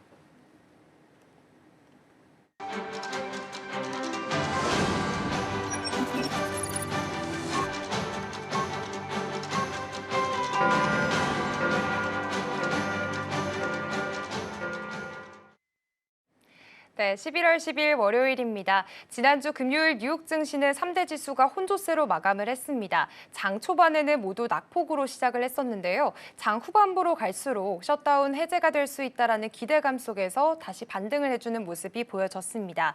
다만 지금 셧다운이 길어지게 되면서 주요 경제 데이터들이 나오지 않고 있는 상황입니다. 그렇다 보니 경제 상황 속에서는 지금 불확실성이 여전히 깃들고 있는 모습이고요. 소비자 심리 지수도 3년 만에 최저 수준으로 떨어지면서 투심이 위축되어 있는 모습입니다. 그렇다면 오늘 우리 시장은 어떻게 출발하게 될지 양지수 먼저 살펴보도록 하겠습니다. 네, 오늘 국내 지수 그래도 양시장 모두 상승으로 출발하고 있습니다. 코스피는 0.96% 상승하면서 3,991선 지나가고 있고요. 코스닥은 0.62% 상승합니다. 882선 지나가고 있는 흐름 보여지고 있습니다. 그렇다면 시가총액 상위주들의 움직임 체크해 보겠습니다. 먼저 코스피 시총 상위주인데요. 오늘 그래도 반도체 투탑의 상승세가 보여지고 있습니다. 삼성전자 0.92% 오르면서 98,000원 선 지나가고 있고요. SK하이닉스는 1.2% 상승세 보여지고 있습니다.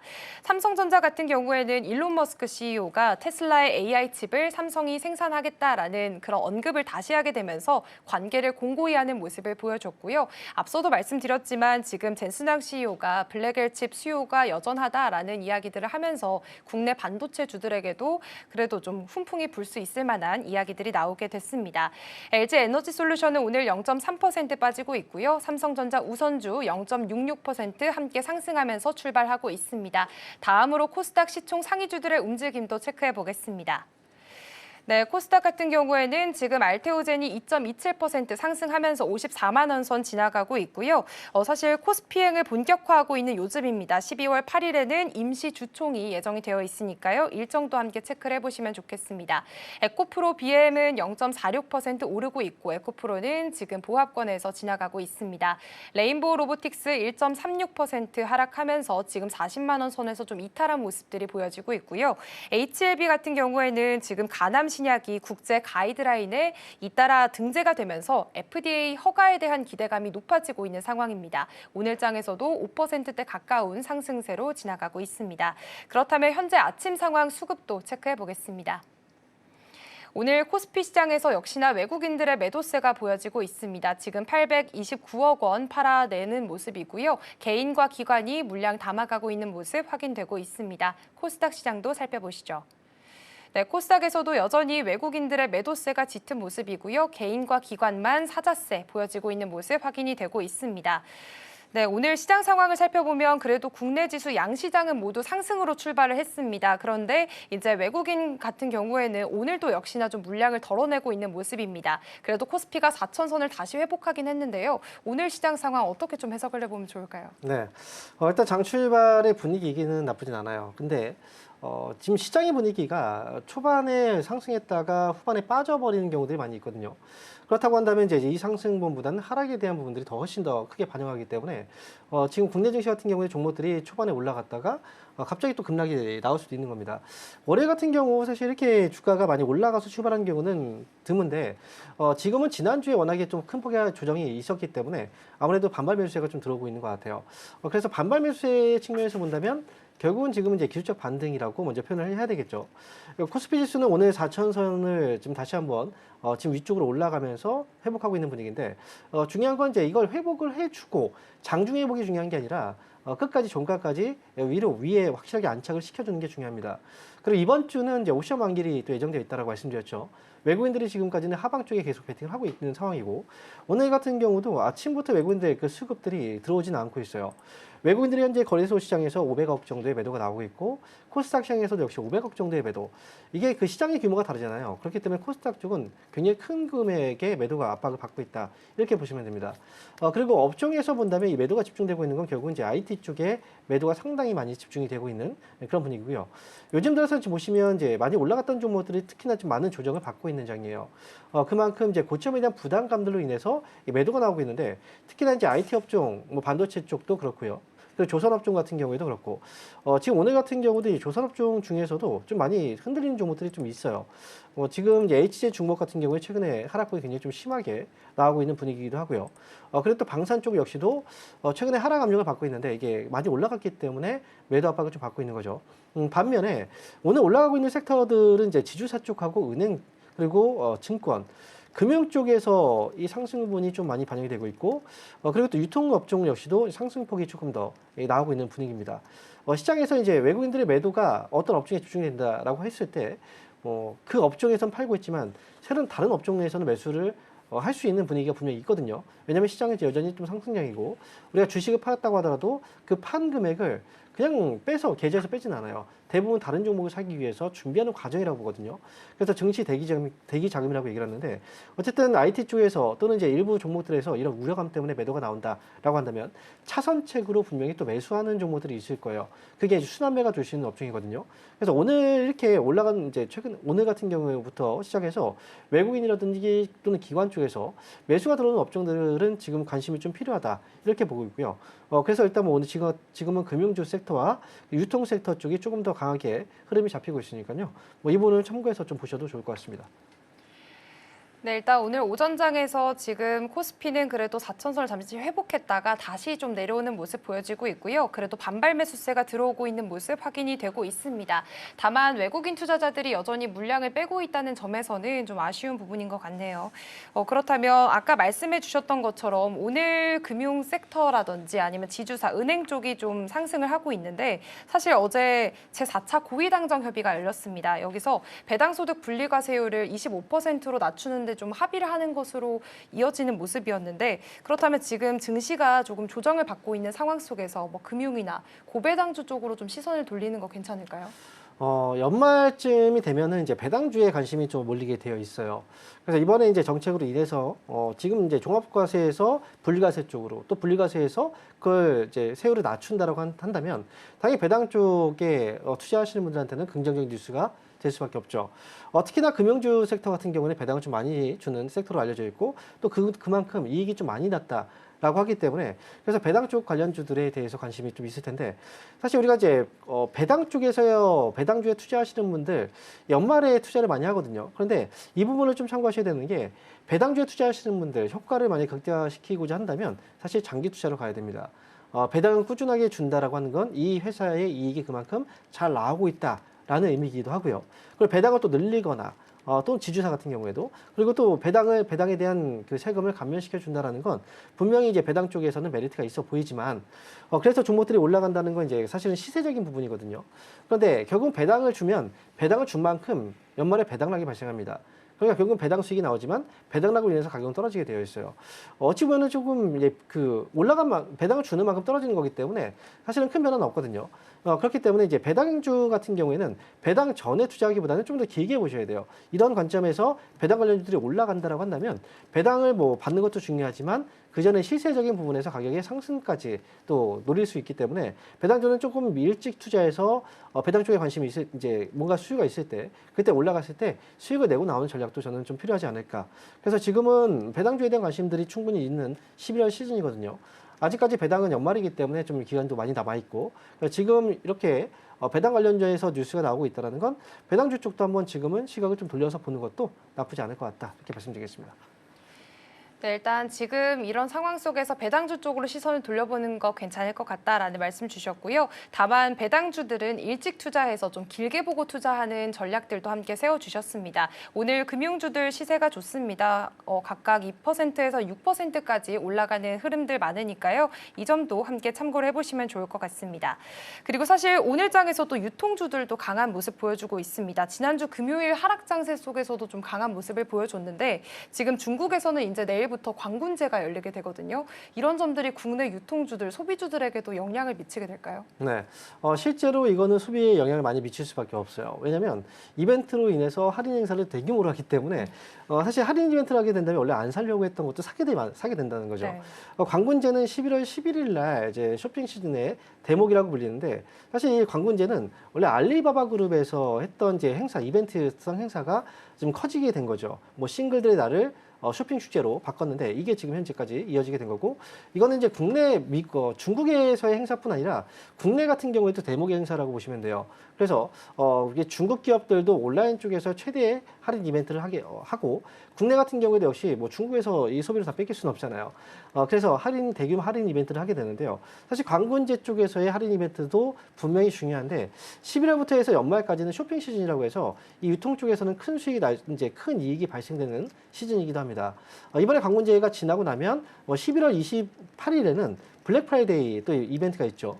그리고 또 12월 가게 되면은 또 우리가 또 박싱데이라든지 또는 크리스마스 시즌이 있기 때문에 이때 연말 소비가 굉장히 많아요. 그리고 유통업체들 같은 경우에도 연말이 지나면 또 재고가 많이 쌓이기 때문에 그 전에 이제 뭐 2월 상품이 되기 전에 할인을 하더라도 좀 많이 재고를 털려고 하는 그런 이제 움직임들이 있습니다. 여기에 있어서는 이제 IT 제품들도 많이 있을 거고요. 또 아무래도 이 겨울 시즌 환절기이기 때문에 아무래도 의류 쪽에서의 매출도 굉장히 좀 많이 있을 거고요. 그리고 화장품 뭐 이런 쪽에서의 매출이 분명히 좀 많이 발생할 수 있고요. 그래서 유통업체 같은 경우에는 4분기에 실적이 거의 다 집중되어 있거든요. 실적이 굉장히 크게 나오는 시즌이고 그래서 이번에 관군제를 시작으로 해서 본격적인 쇼핑 시즌에 진입을 하게 되기 때문에 그래서 이들 관련 종목들에 대해서는 조금 더 관심을 가질 필요가 있지 않을까 이렇게 말씀드리도록 하겠습니다.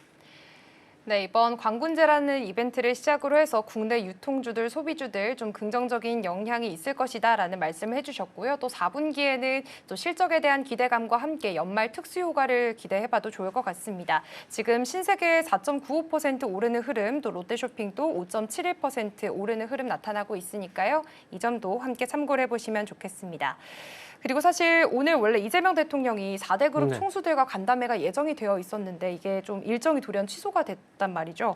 그렇다면 이제 한미 관세 협상 관련해서 팩트시트가 계속해서 연기가 되고 있는데 이 부분에서는 좀 우려할 만한 상황들이 있을까요? 저도 오늘 간담회에 대해서 조금 이제 주목을 하고 있었어요.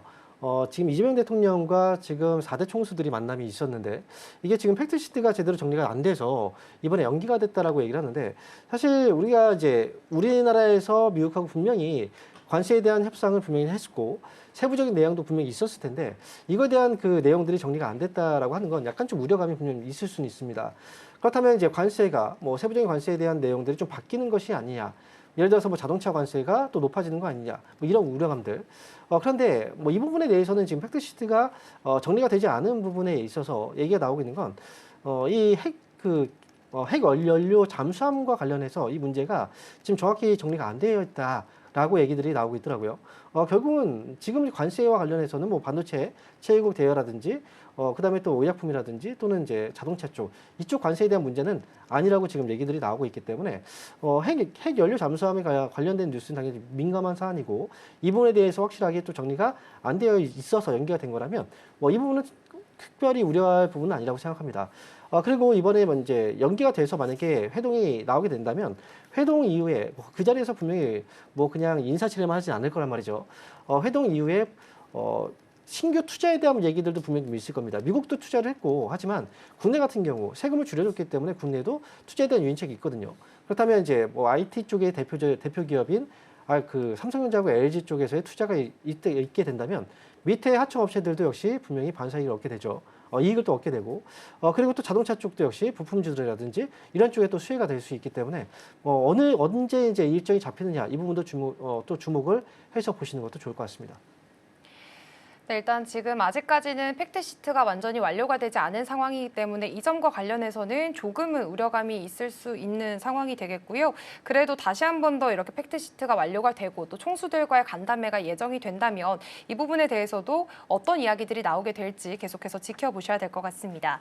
그리고 또 이제 미국에서는 화이자가 결국 메세라를 인수하게 됐다라는 소식들이 들려왔습니다. 이번 인수 소식들이 뭐 국내 제약 바이오주들이나 비만 치료제 쪽으로는 어떤 영향을 주게 될까요? 일단 메세라를 인수를 했는데 사실 메세라는 굉장히 좀 의미가 있는 기업이긴 해요. 왜냐하면 위고비 제품에 추가적으로 이제 보완해 줄 수 있는 그런 기술을 갖고 있다라고 해서 화이자 쪽에서 이번에 통큰 배팅을 했거든요. 그런데 이제 최근 들어서 이제 미국에서 트럼프 대통령이 미국의 일부 기업들하고 이 비만 치료제의 제약의약품 가격을 낮추는 그런 이제 계약을 체결했었거든요. 발표를 했었고, 그로 인해서 이제 비만 치료제 쪽에 대한 어떤 관심들이 과연 이로 인해서 어떻게 또 어떤 일들이 발생하는지에 대해서 좀 많이 관심이 있었는데, 사실 이번에 화이자 같은 경우에는 비만 치료제 시장에 조금 진출하려고 하다가 한번 실패를 했었고, 이번에 이제 멜세라 인수를 통해서 이 경쟁 구도로 지금 가게 되는 그런 상황이 된 거죠. 이 노보노디스크하고 엘리아릴리, 그다음에 이제 화이자까지 이 경쟁 구도로 가게 되는 건데, 사실은 이제 그 의약품 가격 인하를 추진하면서 지금 이제 진출해 있는 기업들 같은 경우에는 독점적인 구도가 또 만들어질 수가 있습니다. 신규로 이제 그 의약품을 개발하는 회사들 같은 경우에는 R&D 비용이 굉장히 천문학적으로 들어가는데, 그리고 실패하는 경우도 많잖아요. 근데 특허를 이제 개발에 성공하고 나서 특허 기간 동안에 높은 가격으로 팔 수 있지만, 근데 가격을 낮춰버린다면 회수 기간도 늘어날 뿐 아니라 지금으로서는 이제 그렇게 큰 매력도가 없을 수 있다라는 거죠. 그래서 일단은 현재로서는 아무래도 이제 의약품 쪽에서 특히나 이번에 멜세라 인수를 통해서 화이자가 또 규모가 커진다라고 한다면 아무래도 이 시장에 대한 약간 우려감들을 분명히 좀 있지 않을까. 관련 기업들한테는 그다지 좀 긍정적인 뉴스는 아니다. 이렇게 말씀을 드리겠습니다. 네, 이번 화이자의 멜세라 인수 소식 그리고 비만 치료제 약가 인하 소식들이 겹치게 되면서 기존 그런 진출 기업들에게는 독과점이 굳어지는 형태, 그리고 신규 기업들은 진입하기 어려운 구조로 좀 이뤄지게 됐다라는 부분 참고를 해보셔야 될 것 같습니다. 오늘 스탁포인트는 여기서 마무리하도록 하겠습니다. SCTV 황민혁 전문가와 함께했습니다. 고맙습니다. 네, 감사합니다.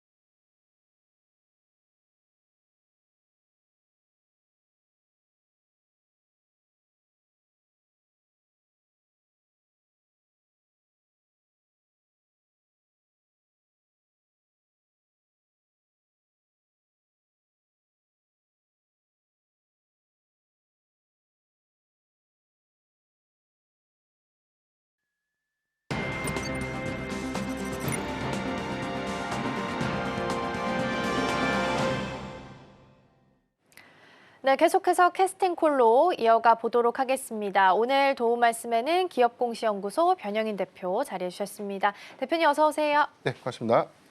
네, 한 주 시작 월요일입니다. 오늘 분위기 양시장 엇갈리면서 움직임 나타나고 있고요. 환율 같은 경우에는 주말 사이 1,461원 넘어섰고 오늘은 6원 30전 떨어지면서 지금 한 1,454원까지 지금 7원 정도 하락하는 모습이 일단 나타나고 있습니다. 계속해서 달러 강세, 원화 약세가 나타나는 시장 속에서 오늘 다행히 외국인 투자자가 현물에서는 좀 들어오는 분위기가 코스피 시장에서 확인이 좀 되고 있습니다. 지금 선물 쪽도 플러스권 찍혀 있고 1,000계약 넘게 지금 플러스권이거든요. 전반적인 개장 분위기 어떻게 해석을 좀 해봐야 돼요? 네, 일단 뭐 지난주 금요일이죠. 뭐 미국 증시에 대한 낙폭, AI에 대한 버블론들이 확대 양상을 좀 보였는데 대체적으로 이제 셧다운에 관련된 타협안을 뭐 민주당이 좀 제시했다고 합니다. 그래서 맞아요. 일단 뭐 폴리마켓에서는 뭐 11월 12일 또는 뭐 15일 안에는 타결 가능성들이 좀 높지 않을까라는 전망들이 좀 나오고 있기 때문에 해당에서는 뭐 투심이 좀 완화된 계기가 좀 되지 않았나라고 볼 수가 있겠고, 오늘 동조된 수급에서는 뭐 코스피, 코스닥에 대한 지수가 조금 희비 양상으로 좀 이어지고 있어요. 지난주에 대한 양상에서 단기 4거래일 정도 코스피 지수가 좀 빠졌을 때 대형주를 중심으로 한 낙폭이 좀 확대됐었던 부분들이 오늘 장에서는 일부 저가 매수세에 대한 유입으로 좀 반등하는 모습을 좀 꾀하고 있지 않나라고 좀 판단이 좀 되고 있습니다. 다만 외인의 어떤 매수 포지션이 오늘 뭐 코스피 시장에서는 뭐 소폭에 대한 유입 흐름들 좀 보여주고 있지만 11월 기준, 특히나 뭐 지난주 기준에서 보면 외인의 매도세가 전반적인 어떤 지수의 하락을 좀 부추긴 그쵸. 그런 양상이었고요. 일단 뭐 단기적인 어떤 차익 매물들에 대한 소화 과정들은 9월부터 좀 이어졌던 뭐 외인의 매수세를 뭐 전체적으로 좀 감안했을 때 아직까지 매도량을 뭐 크게 좀 우려할 수 있는 그런 상황은 좀 아니다. 라고 좀 판단이 좀 되고 있습니다. 미결제 약정 건수가 최근에 급감했던 부분들 뭐 24만 건으로 좀 유지가 되고 있는데 일단 11월 13일이죠. 국내 경우에도 옵션 만기를 좀 앞두고 있기 때문에 단기적인 지수 조정이 이번 옵션 만기를 좀 앞두면서 그렇죠. 일단 선물과 현물의 포지셔닝에 대한 변화 여부 이 부분이 단기적인 어떤 수급 변화로 좀 이어질 수 있겠고 증시의 따끔에 대한 흐름들은 여전히 80조 원대 중반에 대한 흐름들을 좀 유지하고 있기 때문에 대체적으로 증시의 매수 대기 자금들은 아직까지 좀 긍정적인 양상을 좀 보이고 있지 않나 좀 판단되고 있기 때문에 뭐 지난주의 흐름에서는 개인이 상당한 좀 지수 반영에 지수 방어에 좀 상당한 좀 기여를 했다는 점들을 감안해 보면 이번 주 관건은 전반적인 어떤 미국의 뭐 셧다운 해제라든가 대체적인 어떤 불확실성들이 좀 완화되는 그래서 투심 완화 관점에서 외인의 매수세가 다시 유입되는 전환 양상들을 좀 더 주목해봐야 되지 않을까라고 판단하고 있습니다. 네, 오늘 그래도 다행히 좀 수급이 들어오고 있습니다. 달러가 지금은 오히려 더 강세를 보이면서 1,454원, 그러니까 원화 약세가 계속 이어지고 있는데 그럼에도 불구하고 현물 쪽에서는 좀 들어오는 분위기가 나타나고 있습니다. 이에 대한 배경으로 일단 셧다운 해제에 대한 기대감 말씀을 좀 주셨고요. 조금 전 들어온 내용 봤을 때는 연방 정부 운영 재개 합의에 대한 내용들 상원 쪽에서 나온 것으로 보입니다. 셧다운 종료가 임박된 상황이기 때문에 다시 한번 좀 수급이 원활하게 좀 들어와 줄 수 있을지도 함께 보시면 좋겠습니다. 자, 그럼 이어서 이번에는 외국인과 기관 쪽에서 어떤 종목을 담아가고 있는지 순매수 상위단 확인해 보겠습니다. 네, 외국인 쪽에서는 삼성전자를 담아가고요. 기관 쪽에서는 삼성전자 우선주 확인됩니다. 양쪽에서 모두 담아가는 종목 중에 카카오 눈에 띄고요. 외국인 오랜만에 또 네이버도 같이 담아가는 부분 확인됩니다. 아모레퍼시픽 화장품주에 대한 센티 개선에 좀 도움을 줬죠. 실적 잘 나오면서 오늘도 외국인 투자자의 러브콜 받고 있고요. 기관 쪽에서도 같이 담아가는 부분 함께 확인됩니다. 자, 그럼 오늘은 양쪽에서 같이 시선을 주는 종목들 위주로 좀 살펴보도록 하겠습니다. 먼저 카카오입니다. 우리가 카카오랑 네이버랑 같이 좀 묶어서 많이 봤었죠. 네이버는 변동성이 없다라는 게 단점이었고 카카오는 실적에 항상 발목을 좀 잡았었는데 최근 2, 3개월 좀 길게 느려들여서 보면 네이버도 카카오도 모두 자기가 가지고 있는 약점들을 어느 정도는 해소를 좀 시켜준 것 같거든요. 네. 그렇게 본다면 지금부터는 네이버도 카카오도 좀 긍정적으로 바라봐 줄 수 있을까요?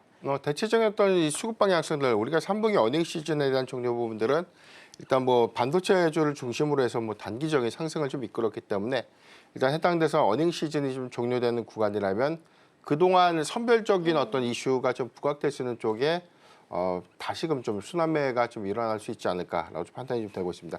카카오의 수급이 지난주 증시 조정에도 불구하고 좀 견조한 모습을 보이고 있는데 일단 예상했던 실적치, 영업이익 추정치가 일단 컨센서스를 좀 상회했던 부분들 그리고 최근에 물론 일심이긴 하지만 사법 리스크에 관련 해소분들이 전반적인 불확실성들을 좀 완화시켰다는 점. 카카오그룹의 가장 큰 악재라고 좀 판단했을 부분이 사법 리스크였는데 만약에 실형을 좀 선고받게 되거나 벌금형 이상, 뭐 금고형 이상의 뭐 굉장히 큰 부분들이 확정이 좀 된다면 카카오뱅크에 대한 대주주 적격성에 대한 부분들이 반영이 좀 되는 부분들이기 때문에 카카오뱅크를 좀 매각해야 되는 이슈가 좀 있었거든요. 이 부분이 일단 사법 리스크에 대한 해소 관점에서는 긍정적인 어떤 기여가 좀 될 수 있지 않을까. 그렇기 때문에 물론 이제 2심과 대법원까지에 대한 어떤 확정 판결이 좀 남아 있기는 하지만 일단 이런 부분들에서 1심에서에 대한 사법 리스크 완화 부분들이 전체적인 어떤 카카오의 어떤 수급을 좀 개선시켰고 여기다 해서 3분기 실적의 호조 부분들. 네이버의 경우에는 이익 추정치가 좀 높아진 부분들 대비해서는 약간 컨센을 좀 하회했습니다. 해당 회사에 대한 차이가 좀 있는데 긍정적인 여파들이 네이버와 카카오를 좀 볼 때 우리가 계절적인 성수기 요인이라고 불리는 3분기는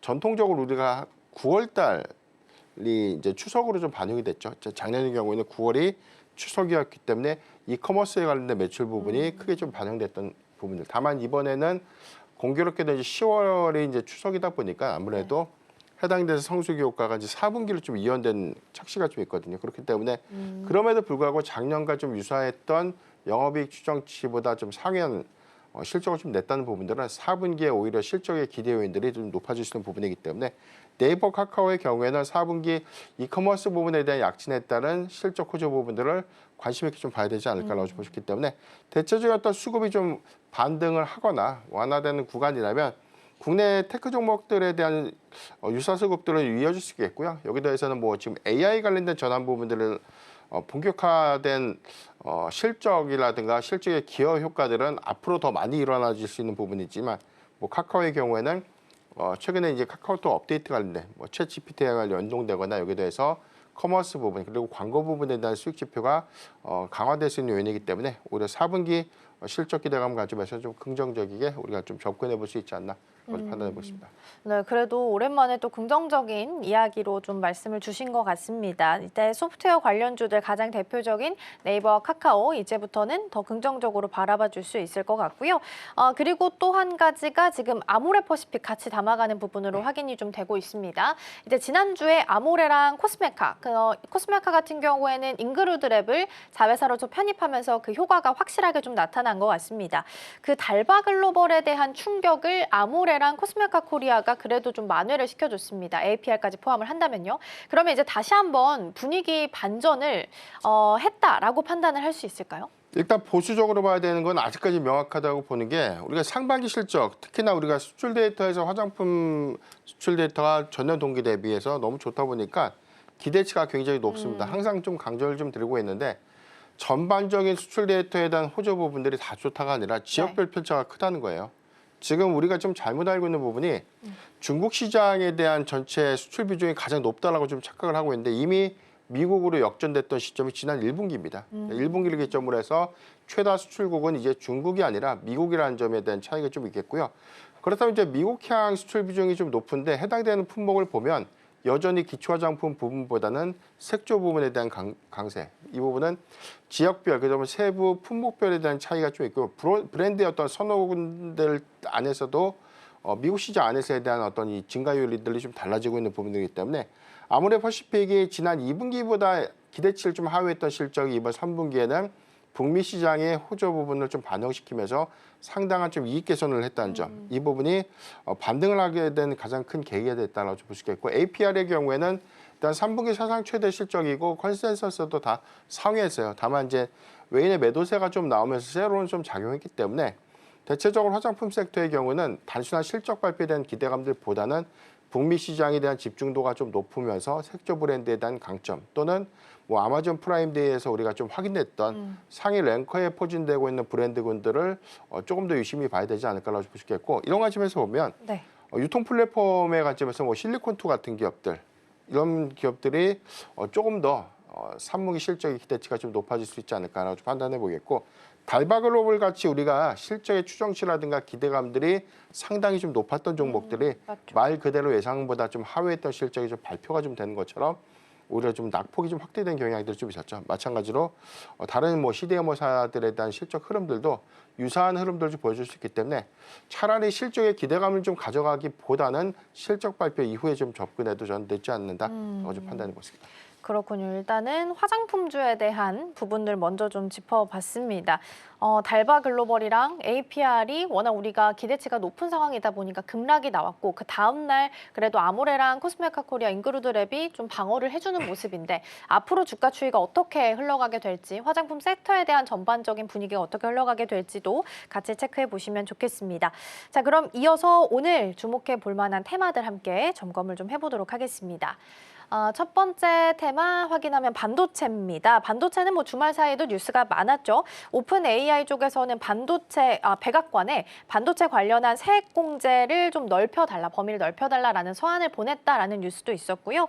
또 엔비디아 젠수왕 CEO가 TSMC 체육대회에 참석을 했었죠. 두 사람 악수하는 사진이 보도가 되기도 했었는데 여기서도 블랙웰에 대한 칩 수요 여전히 강력하다라는 코멘트 나오기도 했고 TSMC의 웨이퍼 생산량 늘려달라라는 이야기가 같이 나오기도 했습니다. 뭐 이쪽은 여전히 탄탄한 시나리오는 있지만 주가적으로 봤을 때는 조정을 좀 겪어야 되는 워낙 좀 많이 올라왔기 때문에 겪어야 되는 것이 아닐까라는 우려감이 좀 있기는 합니다. 다만 오늘도 SK하이닉스는 2.9% 상승불 현재 켜져 있어요.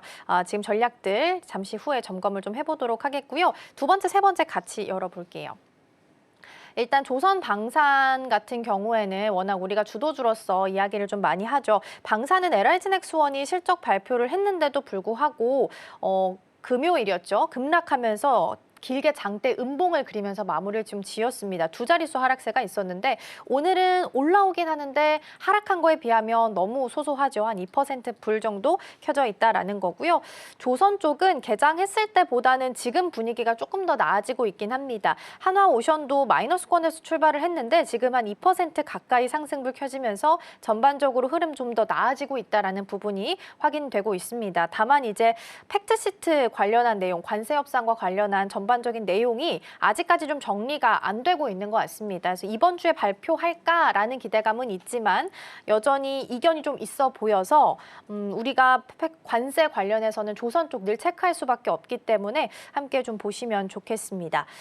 오늘 개장하고 나서 분위기가 좀 살짝 변화가 있습니다. 일단 정제 마진에 대한 기대감이 있는 정유 쪽 올라오고 있고요. 배당소득 분리과세에 대한 이슈가 있는 증권이나 은행, 보험 쪽이 좀 강세를 보여서요. 이쪽에서 전략을 좀 점검을 하고 반도체 쪽으로 넘어가 보면 좋을 것 같아요. 오늘 증권, 은행, 그리고 조금 더 보면 보험까지도 강세를 좀 보이고 있습니다. 물론 이제 이슈가 있죠. 배당소득 분리과세 관련한 부분인데 우리가 이미 한번 실망을 한 바가 있기는 하잖아요. 근데 다시 한번 기대감을 올려도 될지 어떻게 판단하세요? 오늘 대체적으로 좀 강한 섹터가 뭐 지주사 그리고 증권주가 좀 상당히 좀 강한 흐름을 보이고 있는데 이번 주 13일이죠. 조세분리위원회에서 이 상법 개정안에 관련된 그래서 자사주에 관련된 소각 부분들에 대한 세부안을 좀 확정할 것이다라는 기대감들이 오늘 반영되고 있지 않나라고 좀 보셨겠고 일단 전체적으로는 뭐 증권주의 실적 발표 그다음에 이번 주의 경우는 뭐 몇몇 지주사 종목들에 대한 실적 발표가 좀 남아 있는 그런 상태이기 때문에 일단 실적에 대한 기대감 여기다 해서 상법 개정안에 대한 기대감들이 좀 반영됐고 일단 한간에는 국민연금에 대한 이 국내 증시에 대한 유입 비중을 좀 더 확대할 것이다라는 전망들 이런 것들이 대체적으로 지금 4천 선을 좀 돌파하고 난 이후에 단기적인 어떤 조정 양상에서 조금 더 수급의 연속성에 관련된 기대 요인들이 전반적인 어떤 수급을 좀 이끌고 있지 않나라고 볼 수가 있겠습니다. 일단 미래에셋증권이 3분기 실적 발표하고 난 내용들을 봤을 때는 일단 어닝 미스가 좀 났어요. 맞아요. 일단 영업이익 부분이 시장의 컨센서스를 좀 하회했는데 해당해서 보면 이 투자 부동산에 대한 매각 과정에서 이 피투자 지분들에 관련된 부분들을 비용으로 좀 처리했다는 겁니다. 그래서 이게 실질적인 영업 활동으로 인해서 발생됐던 비용이 아니라 일단 회계상의 어떤 비용 유실이기 때문에 이런 부분들을 우리가 좀 회계 오류에 관련된 착시 정도로만 좀 해석해 볼 수 있겠고 우리가 이제 브로커리지 수수료, 브로커리지 관련된 매출 부분들도 일단 3분기에 대한 분기, 뭐 2분기 대비해서도 증가 요인들 보였다는 거. 여기다 해서 대체적으로 뭐 3분기라든가 4분기 우리가 거래 대금에 대한 증가 요인들이 브로커리지 관련된 수익 기여가 크게 좀 나타내주는 그런 점들을 좀 감안했을 때 증권주의 경우에는 일단 뭐 충분한 좀 기대 요인들 좀 될 수 있지 않을까. 그만큼 순이익 지표가 좀 넓어진다는 것은 같은 배당 성향을 대입했을 때 그만큼 지급받게 되는 배당금이 더 커진다는 뜻이거든요. 그래서 이제 4분기의 경우에는 기말 배당에 관련된 기대감들이 좀 남아있기 때문에 시기적으로 보면 조세분리위원회에서 상법 개정안에 관련된 기대감, 물론 이제 연내 통과보다는 내년도 1분기 안에 좀 통과 가능성이 좀 높아지지만 세부적인 자사주에 관련된 소각안들이 좀 확정된다는 부분들은 그만큼 투자자들 또는 전반적인 또 투자 심리를 크게 좀 개선시킬 수 있는 어떤 단기적인 기회 요인들이 좀 될 수 있지 않나라고 좀 판단해 보겠습니다. 일단 고배당주는 저희가 한번 실망을 한 바가 있기 때문에 전략이 좀 더 복잡한 것 같긴 합니다. 근데 25% 정도로 정리가 좀 돼가는 것으로 보이고 있기 때문에 뉴스가 나온 자리에서 다시 한번 좀 주목을 해보셔도 좋을 것 같고 워낙 이쪽은 또 고배당으로 유명한 섹터긴 하죠. 그리고 찬바람이 불면 겨울이 되면 고배당주의 시선을 옮겨지는 때가 된 거기 때문에 함께 좀 긍정적으로 바라봐 주셔도 좋지 않을까 싶습니다. 일단 오늘 개장하고 나서 이어서 증권, 은행, 보험까지도 움직임 나타나고요. 삼성화재가 한 5%, 흥국화재도 한 4%대 강세까지 현재 나타나고 있습니다. 자, 그럼 반도체 쪽으로 시선을 함께 좀 옮겨보도록 하겠습니다. 반도체는 뭐 사실 펀더로 보면 뭐라 할 것 없이 튼튼한 상황이고요. 다만 이제 약간의 투심의 위축 정도? 워낙 좀 급하게 올라왔으니까요. 근데 오늘도 SK하이닉스 지금 벌써 60만 원 터치가 나왔고요. 삼성전자는 98,800원까지 강보합 정도 지키는 모습이 나타나고 있습니다. 자, 그러면 반도체주는 더 어려운 것 같아요. 그냥 봤을 땐 튼튼한데 투심이 약간 흔들릴 수 있다. 그러면 어떤 전략을 좀 세워야 될까요? 네, 대체적으로 지난주의 흐름만 봤을 때는 굉장히 좀 투자자분들이 좀 대응하기가 좀 힘든 구간이에요. 일단 지금 포모 현상을 좀 생각했을 땐 접근은 좀 하고 싶은데 너무나 빠지기 때문에 고점 대비 선뜻 매수하기는 좀 부담스럽고 그러니까요. 좀 보유자의 영역에서는 너무 지금 팔기엔 좀 아까운 것이 아닌가라는 좀 생각이 좀 들 텐데 수급적으로 보면 특별한 어떤 대외 악재라든가 뭐 개별적인 반도체 섹터의 어떤 노이즈가 좀 부각됐기보다는 AI 버블론 그리고 최근에 지수 상승에 대한 단기적인 어떤 피로감들이 좀 반영이 됐다라고 좀 판단이 좀 되고 있는데 일단 외인 중심의 매도세가 좀 반영이 됐고 이 부분은 반도체 빅2를 좀 중심으로 한 차익 실현이 좀 크게 좀 증가됐던 부분들. 선별적으로는 개인이 상당한 추격 매수나 뭐 기관이 일부 외인 매도세를 좀 충당하는 그런 모습들을 좀 보여줬지만 대체적으로 뭐 4일간에 대한 조정 부분들은 외인 주도의 수급 이탈로 좀 판단되고 있는 그런 상태이기 때문에 이번 주 일단 반등에 대한 관건은 외인 수급이 얼마만큼 안정화될 수 있는가 이게 좀 중요할 것 같고요. 오늘 앵커님께서 개장 초에 좀 짚어주셨던 것처럼 지금 뭐 환율의 경우에도 예상했던 변동성들이 일단 한국과 미국의 관세 협상이 좀 타결됐음에도 불구하고 아직까지 크게 그렇죠. 하향 안정화되는 그런 모습들이 좀 나타내주고 있지 않는 그런 점들이 대체적인 어떤 외인의 어떤 수급 심리도 변화하게 되는 그런 원인이 좀 되고 있지 않나라고 좀 판단되고 있습니다. 다만 이제 반도체 순수 업황에 대한 기대감들을 좀 감안했을 때 그동안은 업황이 좋아질 것이다라는 기대감들 그리고 3분기 실적에 관련된 기대감들 때문에 상당한 어떤 종목의 어떤 주가 상승을 좀 이끌었다면 내년도 사이클 기조에 관련된 추정치가 굉장히 좀 크게 상향되고 있습니다. SK하이닉스의 경우에는 일단 연간 영업이익 추정치가 70조 원대를 좀 상회할 것이라는 전망도 좀 나오고 있죠. 지금 59조에서 35%에 대한 이 상향 제시에서 73조의 영업이익이기 때문에 올해 뭐 영업이익 10조를 좀 대비해 보면 연간 40조도 사상 최대 영업이익치로 판단해 볼 수 있는데 이 부분을 좀 상회하는 내년도 영업이익 추정치. 삼성전자의 경우에는 아직 리포트에 대한 업데이트가 좀 이루어지지 않았지만 대체적으로 한 80조에서 85조 원대 얘기가 나오고 있습니다. 예, 우리가 좀 체감할 때 뭐 2021년도 당시에 삼성전자의 영업이익 최고치가 51조라는 점 좀 대입해 보면 한 20조에서 30조 이상에 대한 성과가 내년에 좀 반영되는 그런 부분들. 이런 것들이 만약에 현실화가 좀 된다면 지금보다는 주가에 대한 반영 가치, 외형 가치를 좀 다르게 반영시켜야 되지 않을까라고 보고 싶기 때문에 저는 뭐 대내외 악재에 대한 어떤 이슈 이런 것들보다는 단기적인 어떤 수급 노이즈가 전반적인 조정이 좀 빌미가 됐다라고 좀 판단해 볼 수 있기 때문에 너무 두려워할 필요는 없다라고 좀 보고 있고 오히려 사거래일간에 대한 조정 부분들이 저는 뭐 냉정하게는 분할 매수에 좀 기회가 좀 될 수 있지 않을까라고 좀 판단해 보고 있습니다.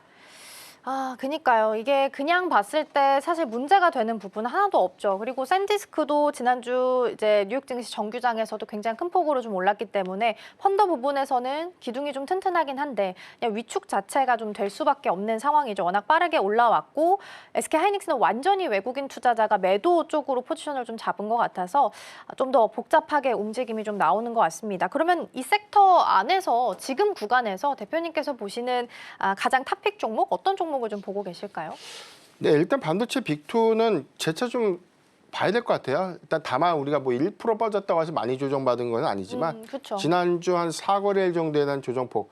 지금 삼성전자의 경우에도 뭐 10만 원대를 좀 하회하고 있고 SK하이닉스도 60만 원 선에서 좀 하회하고 있기 맞아요. 때문에 일단 단기적인 차익 매물들은 전 많이 반영이 됐다고 봅니다. 다만 이제 시장이 뭐 셧다운에 관련된 우려감들이 완화되거나 대체적인 매파적 성향들이 좀 완화되는 그런 긍정적인 부분들이 오히려 좀 기대 요인들이 좀 될 수 있다는 점. 특히나 이번 주 그리고 다음 주까지 이어지고 있는 뭐 엔비디아의 실적 발표 같은 기대 요인들이 좀 남아 있다는 점을 감안해 보면 반도체 빅2의 경우에는 쉬어가는 구간 충분히 좀 분할 매수 관점에서 접근이 좀 용이하지 않을까라고 판단하고 있고 소부장 종목에서는 이수페타시스 좀 말씀을 좀 드리겠습니다. 네. 10월 31일 11만 8,500원 52조 고가를 좀 형성하고 난 이후에 역시나 지난주 동일한 흐름에서에 대한 반도체 섹터가 같이 조정을 좀 받으면서 이수페타시스의 경우에도 가격 조정을 좀 받았는데 오늘 2.9% 정도 좀 상승을 좀 하고 있죠. 네. 3분기 실적 발표를 현재 하고 있지 않았지만 매출과 영업이익이 실적 추정치에서 좀 상위가 좀 예상되고 있는데 지난 2분기에도 사상 최대 실적이 좀 예상이 좀 됐지만 구글의 일단 뭐 모델 체인지와 관련된 어떤 영향 때문에 2분기 매출이 좀 3분기로 좀 이연됐습니다. 이번에는 이연 효과가 매출에 좀 반영될 수 있는 부분이기 때문에 사상 최대 실적 그리고 OPM 부분에서도 20%대를 좀 상회하는 안정적인 그리고 견조한 이익 구조가 좀 예상되고 있지 않나라고 좀 예상이 좀 되고 있고요.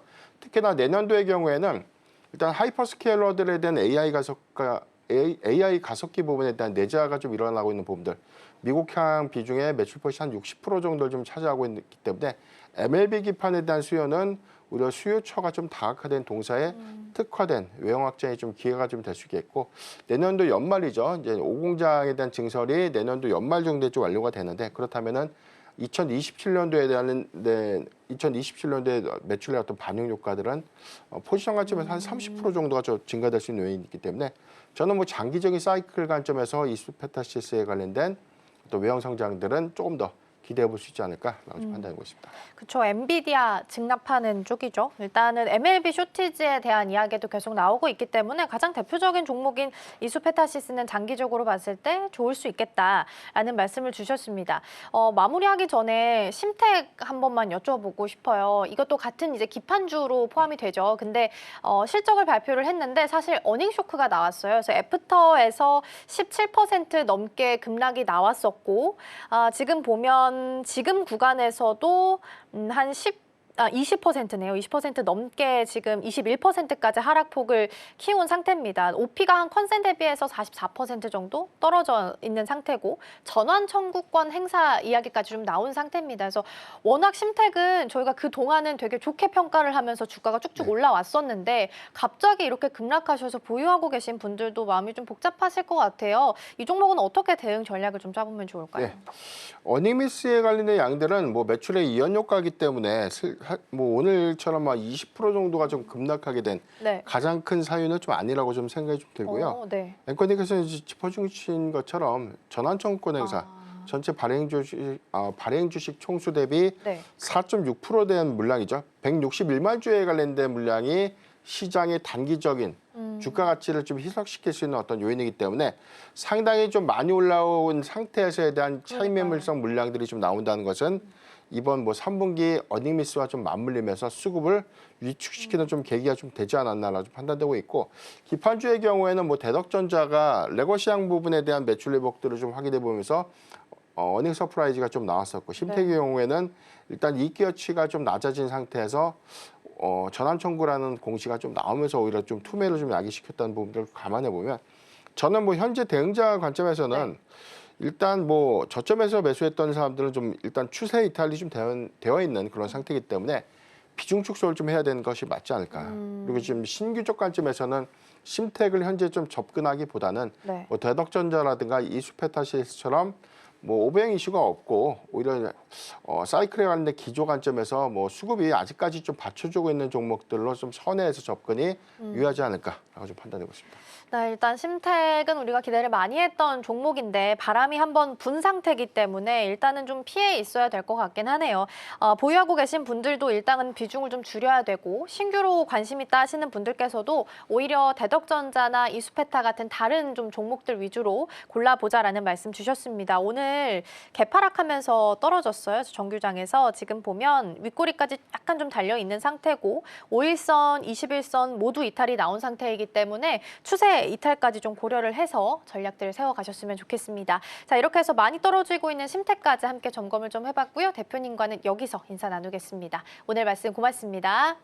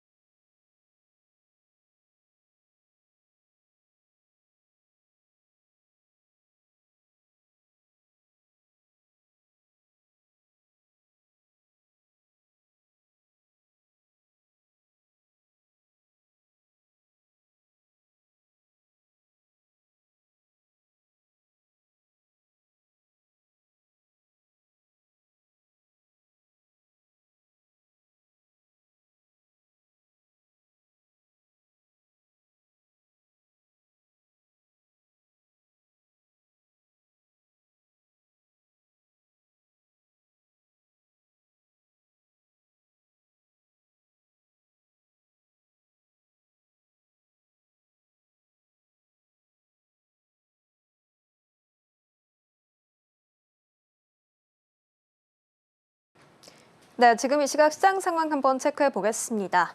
결국 묵묵히 4천선을 지켜주던 코스피였는데요. 지난 금요일장에서는 그 벽이 무너지고 말았습니다. 환율도 7개월 만에 최고치를 찍음과 동시에 이 안정 국면으로 접어들려고 하지 않고 있습니다. 뉴욕 증시에서는 셧다운이 지금 타협안이 나오기는 했지만 이 소비자 심리 지수가 악화되면서 시장이 다시 흔들리고 있는데요. 여러 가지 대외 환경이 녹록치 않은 현재입니다. 따라서 오늘 우리 시장 이번 주 조정 기간이 좀 이어질 것이다라는 전망이 나오고 있는데요. 시장 상황은 어떤지 지수부터 체크해 보도록 하겠습니다. 네, 그래도 우리 시장, 양시장 모두 빨간불을 켜주고 있습니다. 코스피는 상승 출발했고요. 코스닥은 중간에 하락 전환하기도 했지만 지금은 강보합권에 머물고 있는 모습입니다. 코스피 결국 4천선을 다시 회복해주는 모습들 확인해 볼 수가 있겠는데요. 1.66%의 오름세 시연해주고 있고 코스닥은 말씀드렸듯 강보합권에서 머물고 있습니다. 자, 그렇다면 수급 상황으로 넘어가 보도록 하겠습니다. 먼저 코스피 살펴볼 텐데요. 외국인이 드디어 매수 우위로 전환을 해줬습니다. 오늘 외국인과 기관의 물량 담아냄으로 인해서 코스피 지수가 좀 올라가고 있는 모습들인데요. 반면에 개인은 3천억 원 넘게 지금 물량을 덜어내고 있는 것까지도 확인이 되고 있습니다. 자, 그렇다면 코스닥 매매 동향으로 넘어가 보도록 하겠습니다. 코스닥은 반대의 양상이 좀 나타나고 있네요. 외국인과 기관이 오히려 물량을 여기서 좀 덜어내고 있고 개인이 지금 1,000억 원 넘게 매수하고 있는 흐름들 현재 포착이 되고 있습니다. 자, 그렇다면 오늘 코스피 상승 업종으로 넘어가 보도록 하겠습니다. 오늘 코스피 상승 업종에서는요, 일단 보험과 증권, 금융이 지금 상단에 자리하고 있는 모습 확인이 됩니다. 오늘 아무래도 고배당주의 날이 아닌가 싶은데요. 아무래도 정책적인 드라이브가 지금 여기서 계속 걸리고 있습니다. 이 배당소득 분리과세가 지금 최고세율이 25%까지 완화될 수 있다라는 정책들이 좀 추진이 되고 있으면서 배당 쪽들이 오늘 수혜를 받아갈 것으로 보이고 있고요. 오늘 장 초반부터 가파른 상승세를 시연해주고 있습니다. 각각 4%, 증권도 4%고요. 금융업은 3%대 상승률 보여주고 있습니다. 오늘 특히 금융 쪽에서는 4대 금융지주들이 일제히 오늘 상승 출발해줬다는 점까지 포착이 되고 있습니다. 이어서 전기가스업도 오늘 좀 급등세 시연해주고 있고 운수장비와 유통업까지 2%대의 상승세 보여주고 있습니다. 자, 그렇다면 코스피 하락 업종으로 넘어가 보도록 하겠습니다. 네, 오늘 코스피에서는 의료 정밀만이 0.27%의 내림세 현재 나타나고 있습니다. 자, 그렇다면 코스닥 상승 쪽으로 넘어가 보도록 하겠습니다. 네, 오늘 코스닥에서는 섬유 의류가 지금 2%대의 상승률 보여주고 있고 마찬가지로 운송 쪽도 지금 코스닥 내에서 좋은 위치를 차지하고 있습니다. 운송 장비도 1%대의 상승세 시연해주고 있다는 점 체크가 되고 있습니다. 자, 그렇다면 코스닥 하락 업종으로 이어가 보도록 하겠습니다.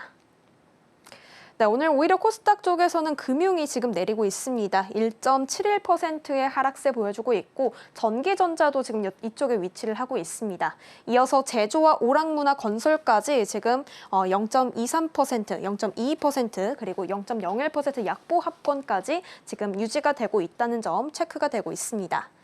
자, 그렇다면 코스피 거래대금 상위로 넘어가 보도록 하겠습니다. 자, 일단은 그래도 지금 AI 버블론이 이어지고 있는 반면 반도체 투톱이 그래도 오늘 시장에서 상승세를 보이고 있다는 점들이 포착이 되고 있습니다. 아무래도 버블 경고에도 여전히 긍정적인 시각들이 많이 존재하고 있기 때문이겠죠. 증권가들이 이에 따라서 반도체 투톱의 목표 주가를 계속해서 상향 조정하고 있다는 점도 확인해 볼 만합니다. 오늘 SK하이닉스의 상승세가 더 눈에 띄는데요. 2%대의 상승률 보여주고 있고 삼성전자는 0.15%의 오름세 보여주고 있습니다. 자, 다음으로 카카오입니다. 지난 금요일장에서 3분기 실적을 발표하기도 했죠. 광고 부문이 가장 크게 끌어올려졌는데요. 사실 9월 이후에 카카오톡 개편 이후 부정평가가 지속됐음에도 불구하고 이렇게 실적이 잘 나와주었습니다. 아무래도 AI와 관련된 전략들이 또 주목을 받은 것으로 보이는데 4분기에도 이런 흐름들이 수익성에 가시화될 것으로 전문가들은 전망하고 있다는 점 체크해 보시면 좋겠습니다. 자, 오늘 한국전력이 급등세를 보여주고 있습니다. 3%대 오르고 있는데 이로 인해서 지금 한국전력이 전기 가스 업종을 지금 주도해주고 있다는 점까지 포착이 되고요. 두산 에너빌리티도 오랜만에 빨간 불을 켜줬습니다. 일단은 두산 에너빌 같은 경우에는 증권가들의 긍정적인 시각들이 계속 이어집니다. 올해 지금 IM증권에 따르면 신규 수주가 14조 원 이상 달성할 수 있을 것이다 라는 이야기들까지 나오고 있으니까요. 이 점도 체크해 보시면 좋겠습니다. 자, 그렇다면 코스닥 거래 대금으로 넘어가 보도록 하겠습니다.